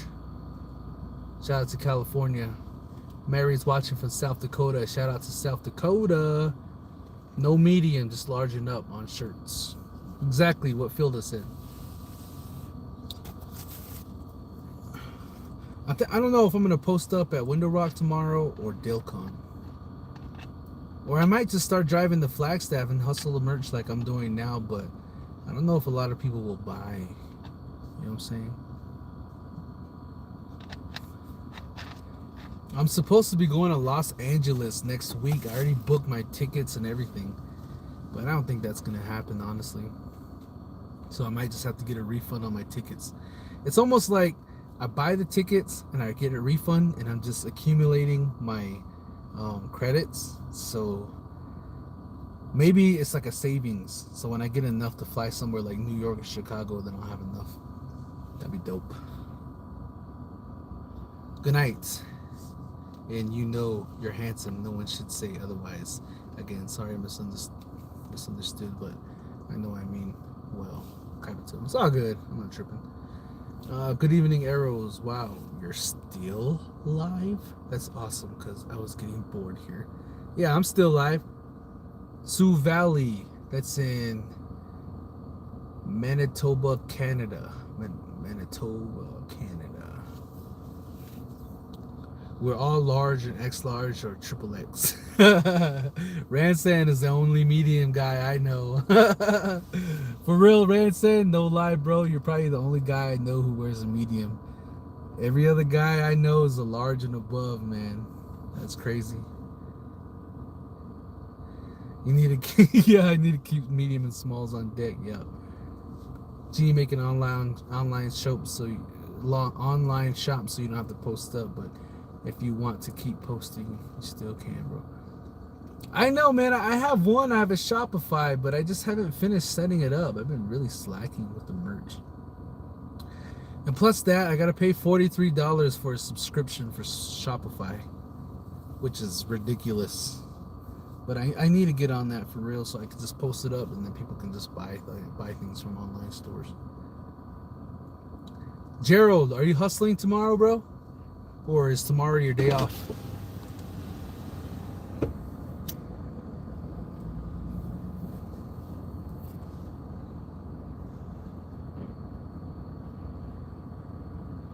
Damn, Walmart is still popping at freaking 9. Oh, it's barely 9.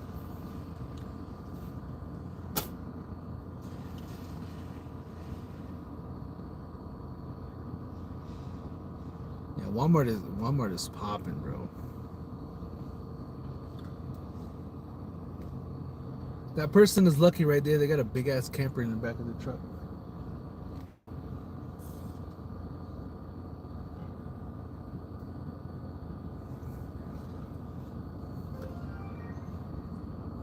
Take me with you, LOL. Our road's too muddy, can't get out. Damn. See, I don't want to deal with muddy ass roads, bro. That sucks. I hate muddy roads. It's bad for everything. It's bad for your shoes. It's bad for the road. It's bad for your vehicles. It's whack, man.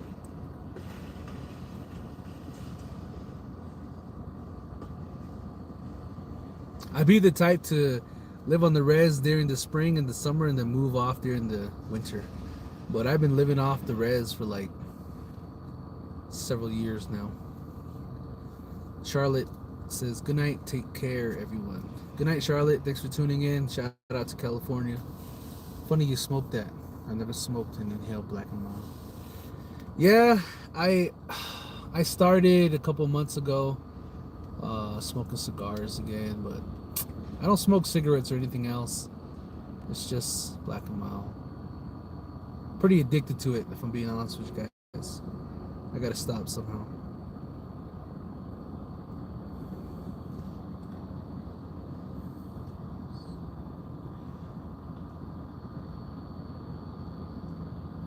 close to the border and there's no snow. No snow over there. Snow's still melting too, probably till Tuesday. Damn. Yeah, that's gonna be crazy when it starts to all melt, bro.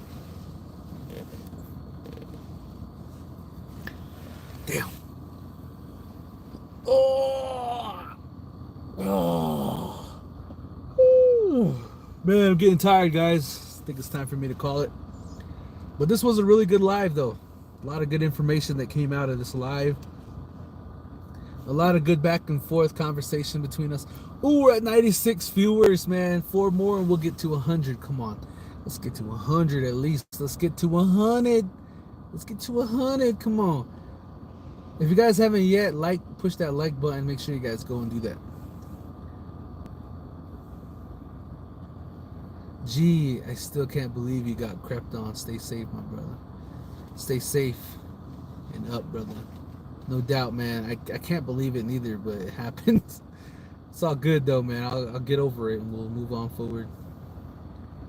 I'm watching, but at dinner, LOL. Oh, we got 1 more viewer to 100. Let's go. Let's go. Let's go. 1 more to 100. Come on. Come on, let's go. 1 more to 100. Come on. Damn. We just lost 5. Someone win the rock tomorrow. I think I might, Rezi. Hey, you guys got a table I could borrow, bro? Have a good restful night. Thank you. Yep, stay safe. Love button. Yeah, that love button. Should do a Black Friday sale tomorrow. Let's stay on till the next one comes through. Damn, we lost 7 viewers. We're so close to 100. Shit. I'm trying to hit 100, but I don't know if that might happen tonight.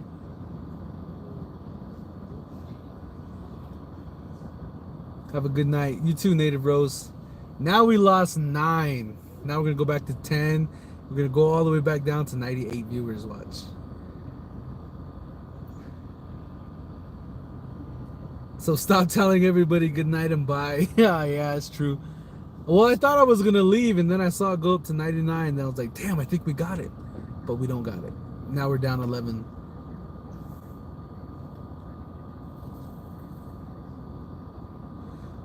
Little Rezi, if you don't have a table, I don't know if you're able to, or if you're free tomorrow, if you could just get on your hands and knees, and I'll put a blanket over you, and I'll put my merch on your back.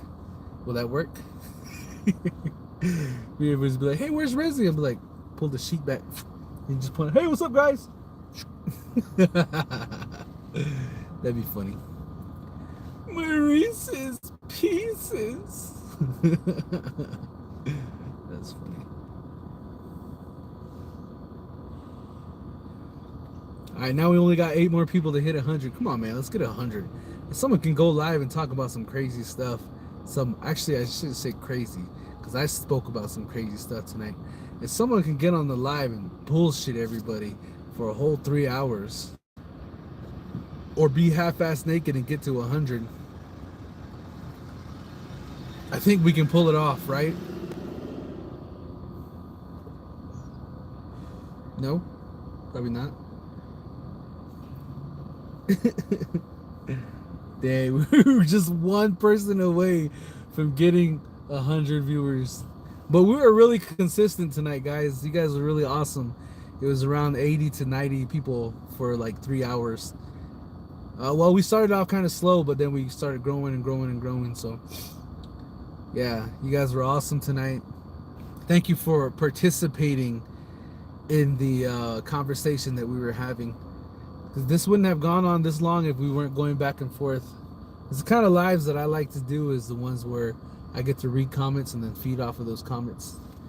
You know what I'm saying? Those are good conversations to have. Those are good lives to have.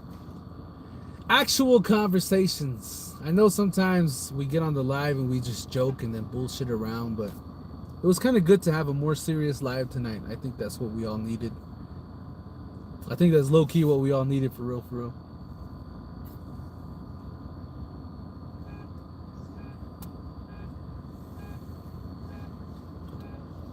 conversations over naked. What do you think everyone would choose? Naked? Everybody would want to see a naked person on the live. If I was a chick and my cleavage was showing really bad and I was like doing jumping jacks and I had a big old stanker, yeah, people would watch me way much more. For sure, for sure. Or if I was a beautiful young woman, I had nice hair and I looked very pretty, yeah, everybody would watch me. Like, I probably have at least 400 to 500 viewers right now, just all, you know. That's kind of low-key messed up, but it is the way it is. That's the way of the internet, you know.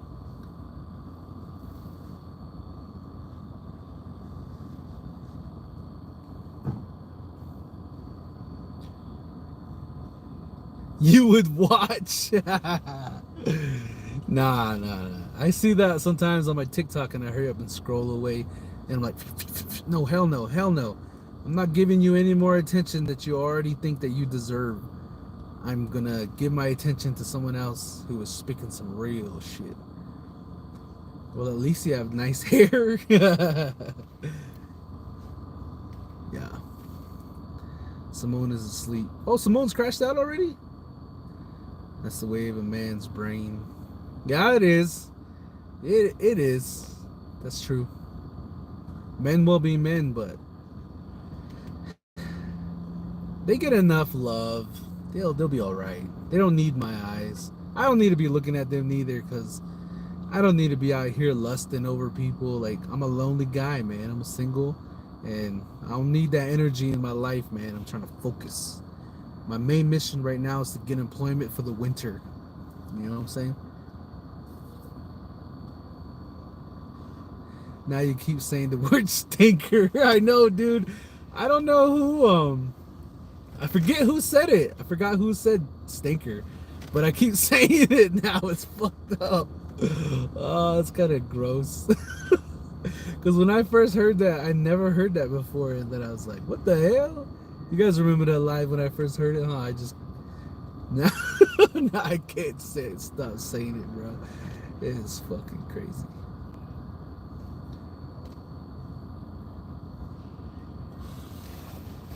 It's hilarious. Let me get on my my vlog real quick while you guys are here.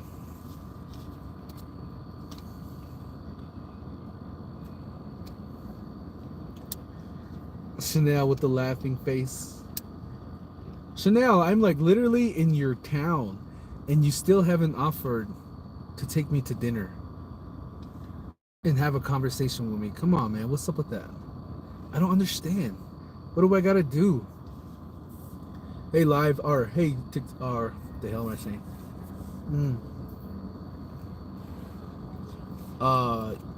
So I'm still here in front of Walmart, and I didn't expect to stay here this long, but I'm on the live, and there was like 80 to 90 people constant, so I was telling them a bunch of stories, and I'm here at Walmart still. It's popping. Walmart is popping, and I'm gonna take off here in a little while, but I want to tell you guys, thank you guys for watching. You guys are awesome. Thanks for watching my videos, and I hope this one hits at least 1K by the end of today. I'm not too sure if it will or not, but like I always say in my videos, please don't skip the ads. Just let it play. But if you can't wait to see me in the next clip, then just skip the ads. But I encourage you guys not to, okay? And make sure if you guys are not subscribed yet, to make sure you guys subscribe, and then activate that notification bell, so every time I upload a video, then you guys can watch what I'm doing. I've been consistent with the uploads, not as consistent as I want to be, but I think I'm still pretty consistent. And on my lives, I try to go live every day or every other day. So if you guys get that notification that I'm live, come join and have a conversation with me. You guys are more than welcome to comment. Whatever you guys like to comment, doesn't really matter. But always, man, I appreciate you guys' love, and I appreciate you guys' your support. You guys are so awesome. And I have merch for sale, so if you guys want like pictures of the merch, or if you guys want to order something, hey, hit me up on, I got an Instagram at Yazzie. or Facebook at Yazzie, or even my Gmail at JamunsonYazzie@gmail.com. Well, thanks, guys.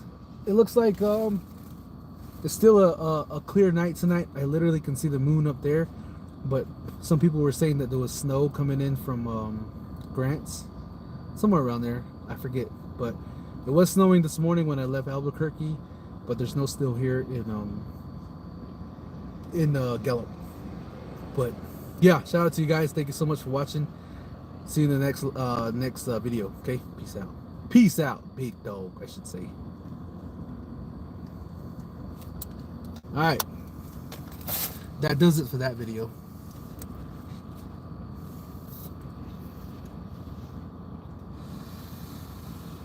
What time is it now? It's 9:19. Chanel just says sorry. Oh, it's okay. It's whatever. He's trying. Courtney, how's your night going? OMG. So I hear people that do YouTube say don't skip the ads. Why is that? I never heard anybody say don't skip the ads besides me. The reason why I say that is because I want to get paid, and the ads are what pays me, and I get paid every month for the videos that I upload, which is why I've been going pretty hard on uploading videos and going live, because I do get compensated for this. It's kind of like a part-time job for me.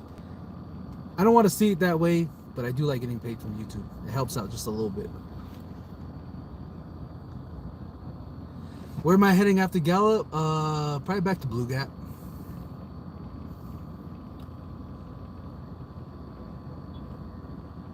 Yeah, probably head back to Blue Gap.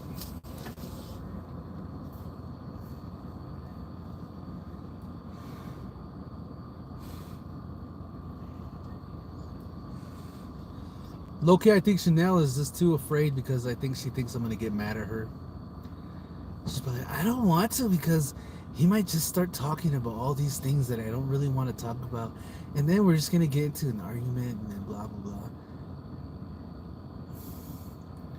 I don't know though. I don't know if I would get in an argument with someone who I was like, any of you guys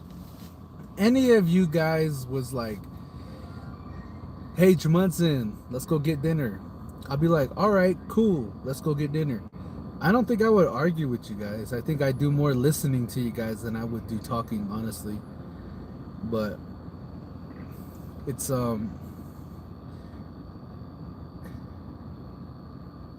mean, obviously it's up to you guys, but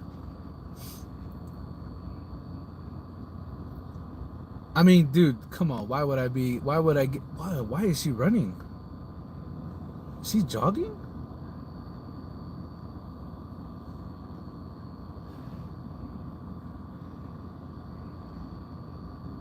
Well, I think that person is trying to make it to Walmart before it closes.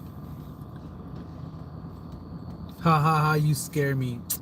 Please. Why? Because I look ugly? Is it because I'm ugly? I'm not pretty enough for you? Is that why? Would it be better if I put on some mascara?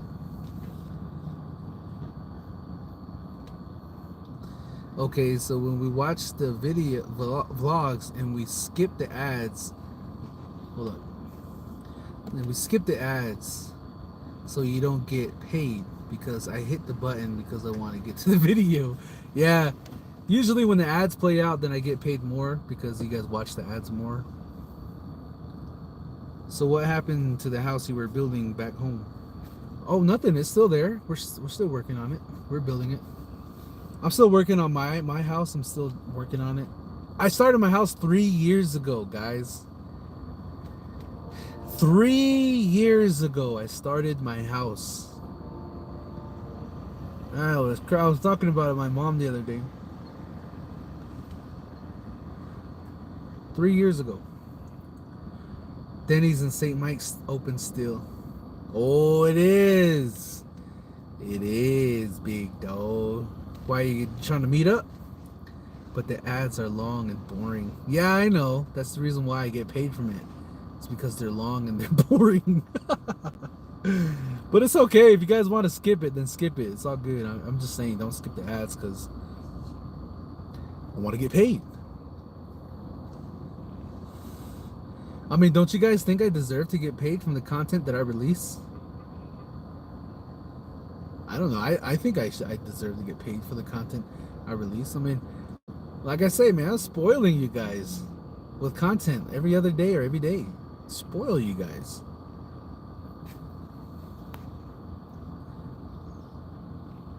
Didn't know about the ads thing, first time hearing. Oh yeah, that's how it works. What's up, Kevin? Hello.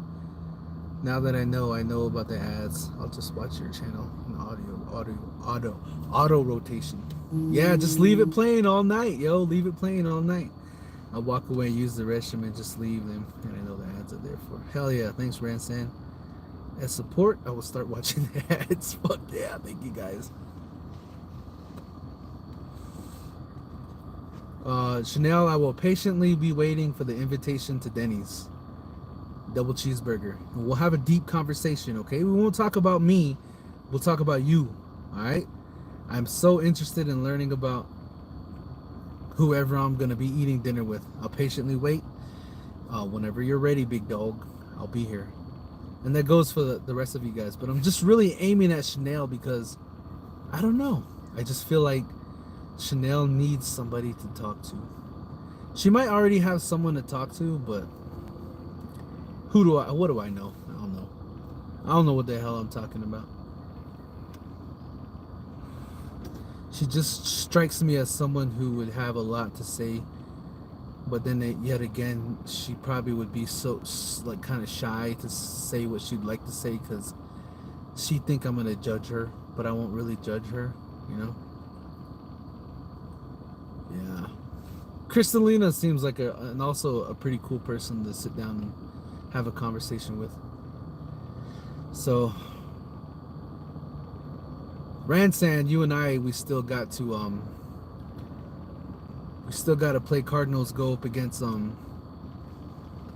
Cardinals and Seahawks. We still got to sit down, smoke a cigar, and play that game, bro.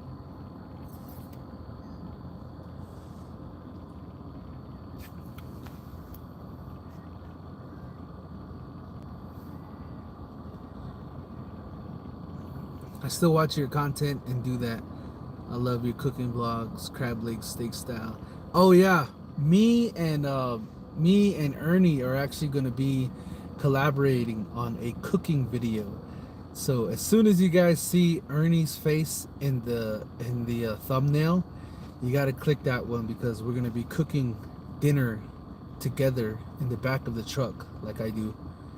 And Ernie's like, yeah man, let's go get one of those together and let's go let's cook and let's just have a conversation with your subscribers.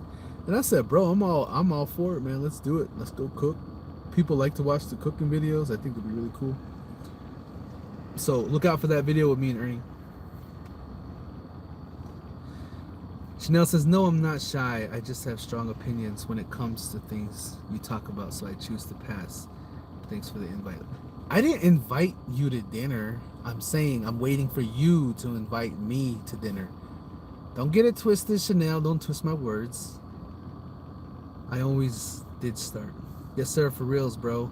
Hawks got blasted on Turkey Day. Yeah, you guys did, bro. You guys did, man. It's all good. It's not as bad as Cardinals because we've been getting killed all the time, dude. All the time. We just get demolished. But next year's gonna be our year, fingers crossed. Oh, he's scared now, Rezzy. Oh, my bad. Nah, it's all good, Chanel.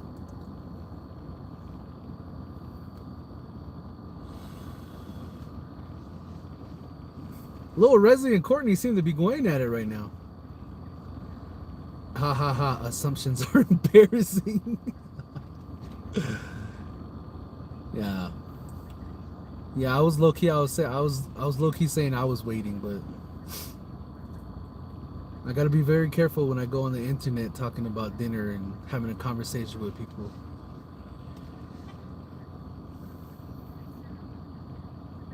You scared of coming over? Yeah, just a little bit. It's a little bit. It's a little scared.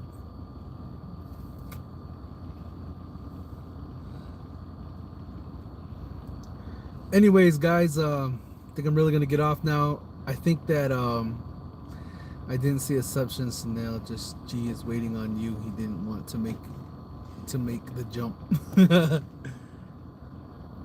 Nah, it's okay. It's all good. It's probably never gonna happen anyways. It's all good. I'm not tripping.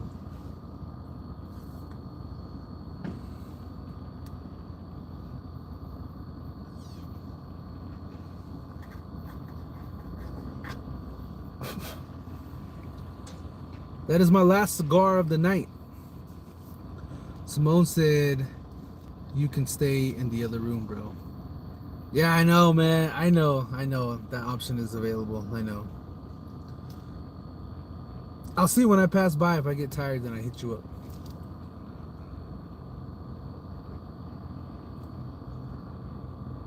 Pass up the Navajo woman. They just all about games, big dog. Yeah, I know. But I ain't trying to date anybody. I'm just saying I'm down for dinner and a conversation. That's it. It's all good. I'm not trying to date nobody, dude. I'm just trying to figure out what I'm gonna do for the winter time for employment. That's my big that's what I'm focused on right now. Nothing else. And I don't low key I don't think I'm gonna date another Navajo woman. That's just me though, honestly. Good night, Chanel.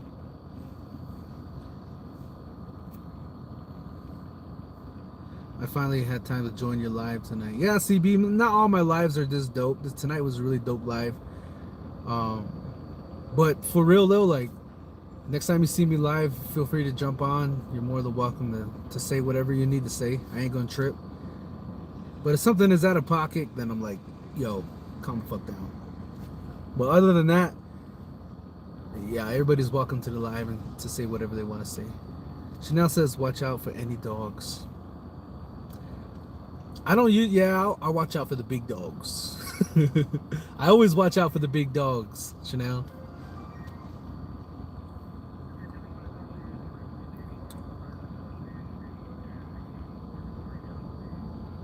I'm always working. LOL. Pass it up, bro.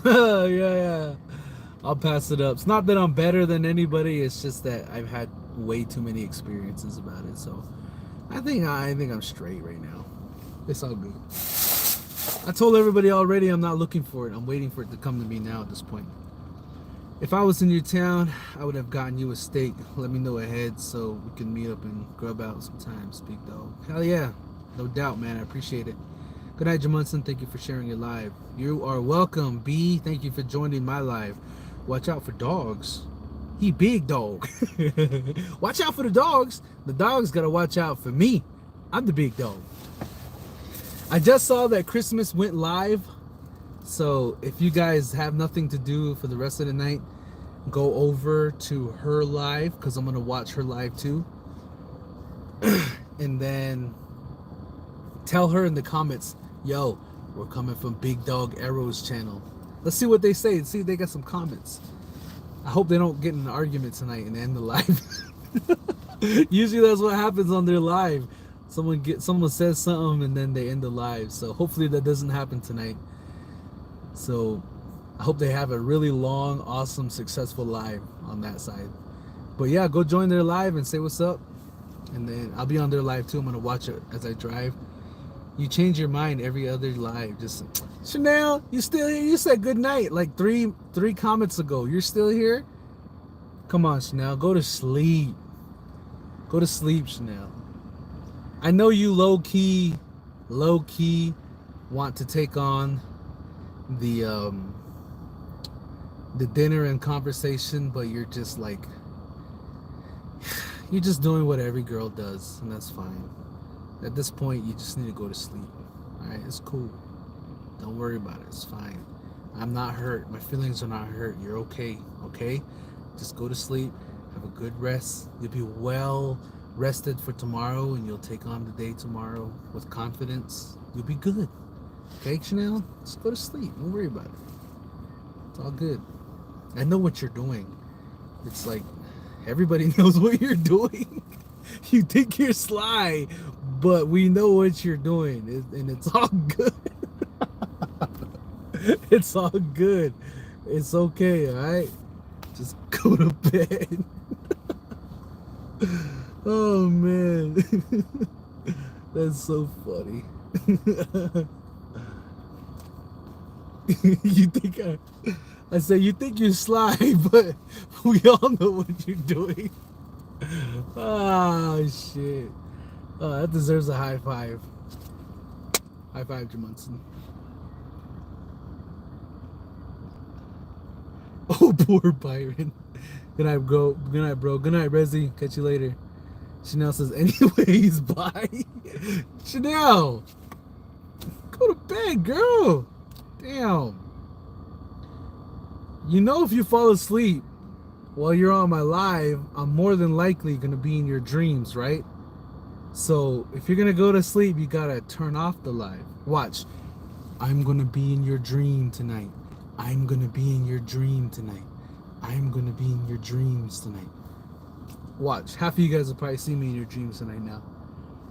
Do you remember Crack and Crab on site whenever you come this way? No doubt, man. I can't wait for that.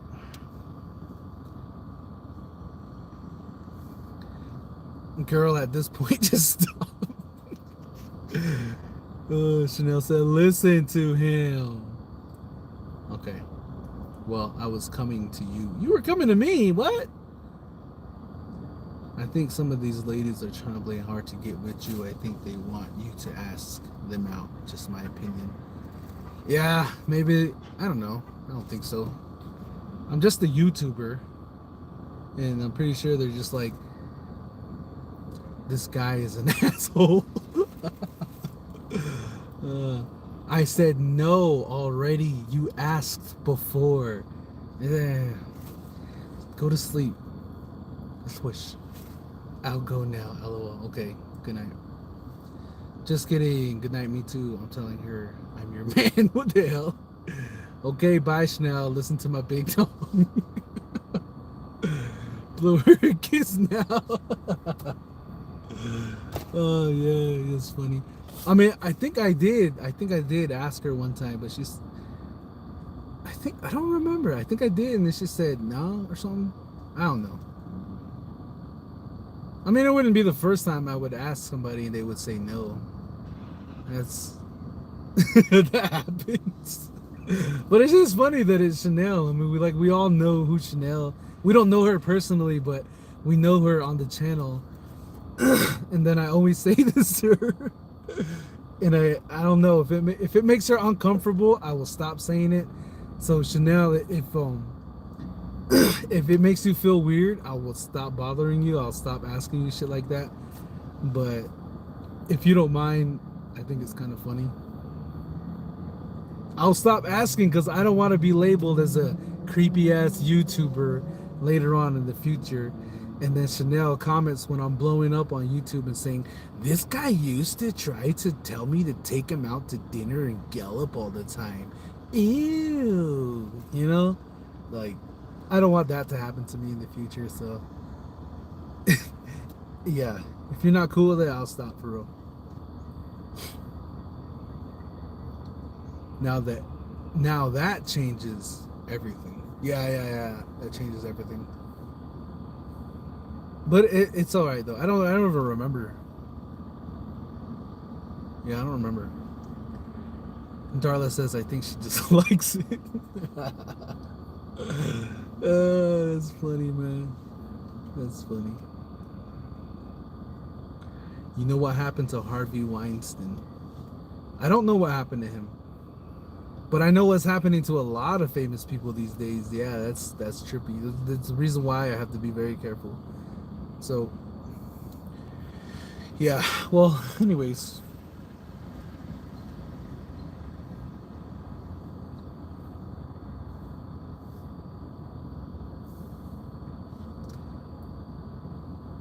Don't be acting like Uncle Shane. For real. Yeah, you right. You right, big dog. You right.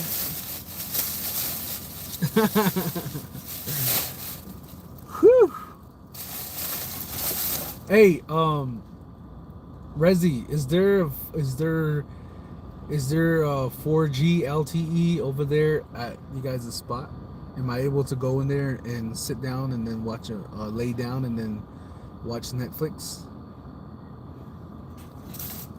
Or is there none? Because if there's none, then I can't really sleep when there's nothing to watch, big dog.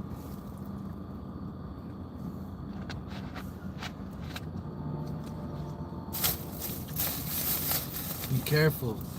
Bitches be scheming. Oh, yeah, don't I know, the big dog, don't I know. I'm very sketched out. I did an estimate for plenty of women, and I literally pressed record when I went over there to do an estimate. I pressed record on voice notes and everything. Yeah, I try to be as careful as I can.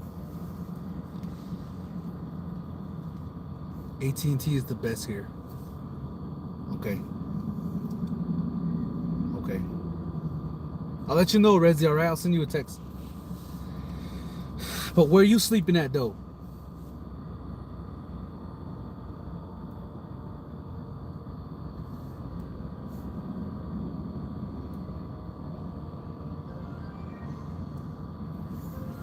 I have 4G Wi-Fi, big dog. You're welcome anytime. Thanks, Tyson. I appreciate it, bro. See, what we're doing here is we're building a community, guys. Shit. Ain't nobody gonna fuck with Arrow's army in the future, man. This is all us here, bro. Came here from Christmas is Live. What's up, Wyatt? Beline. Wait, is Christmas still live right now? Or did she say everybody go to Drumundson's channel?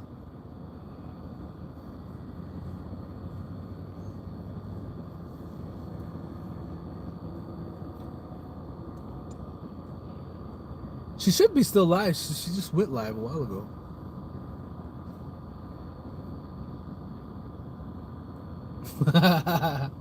Oh man, that was funny.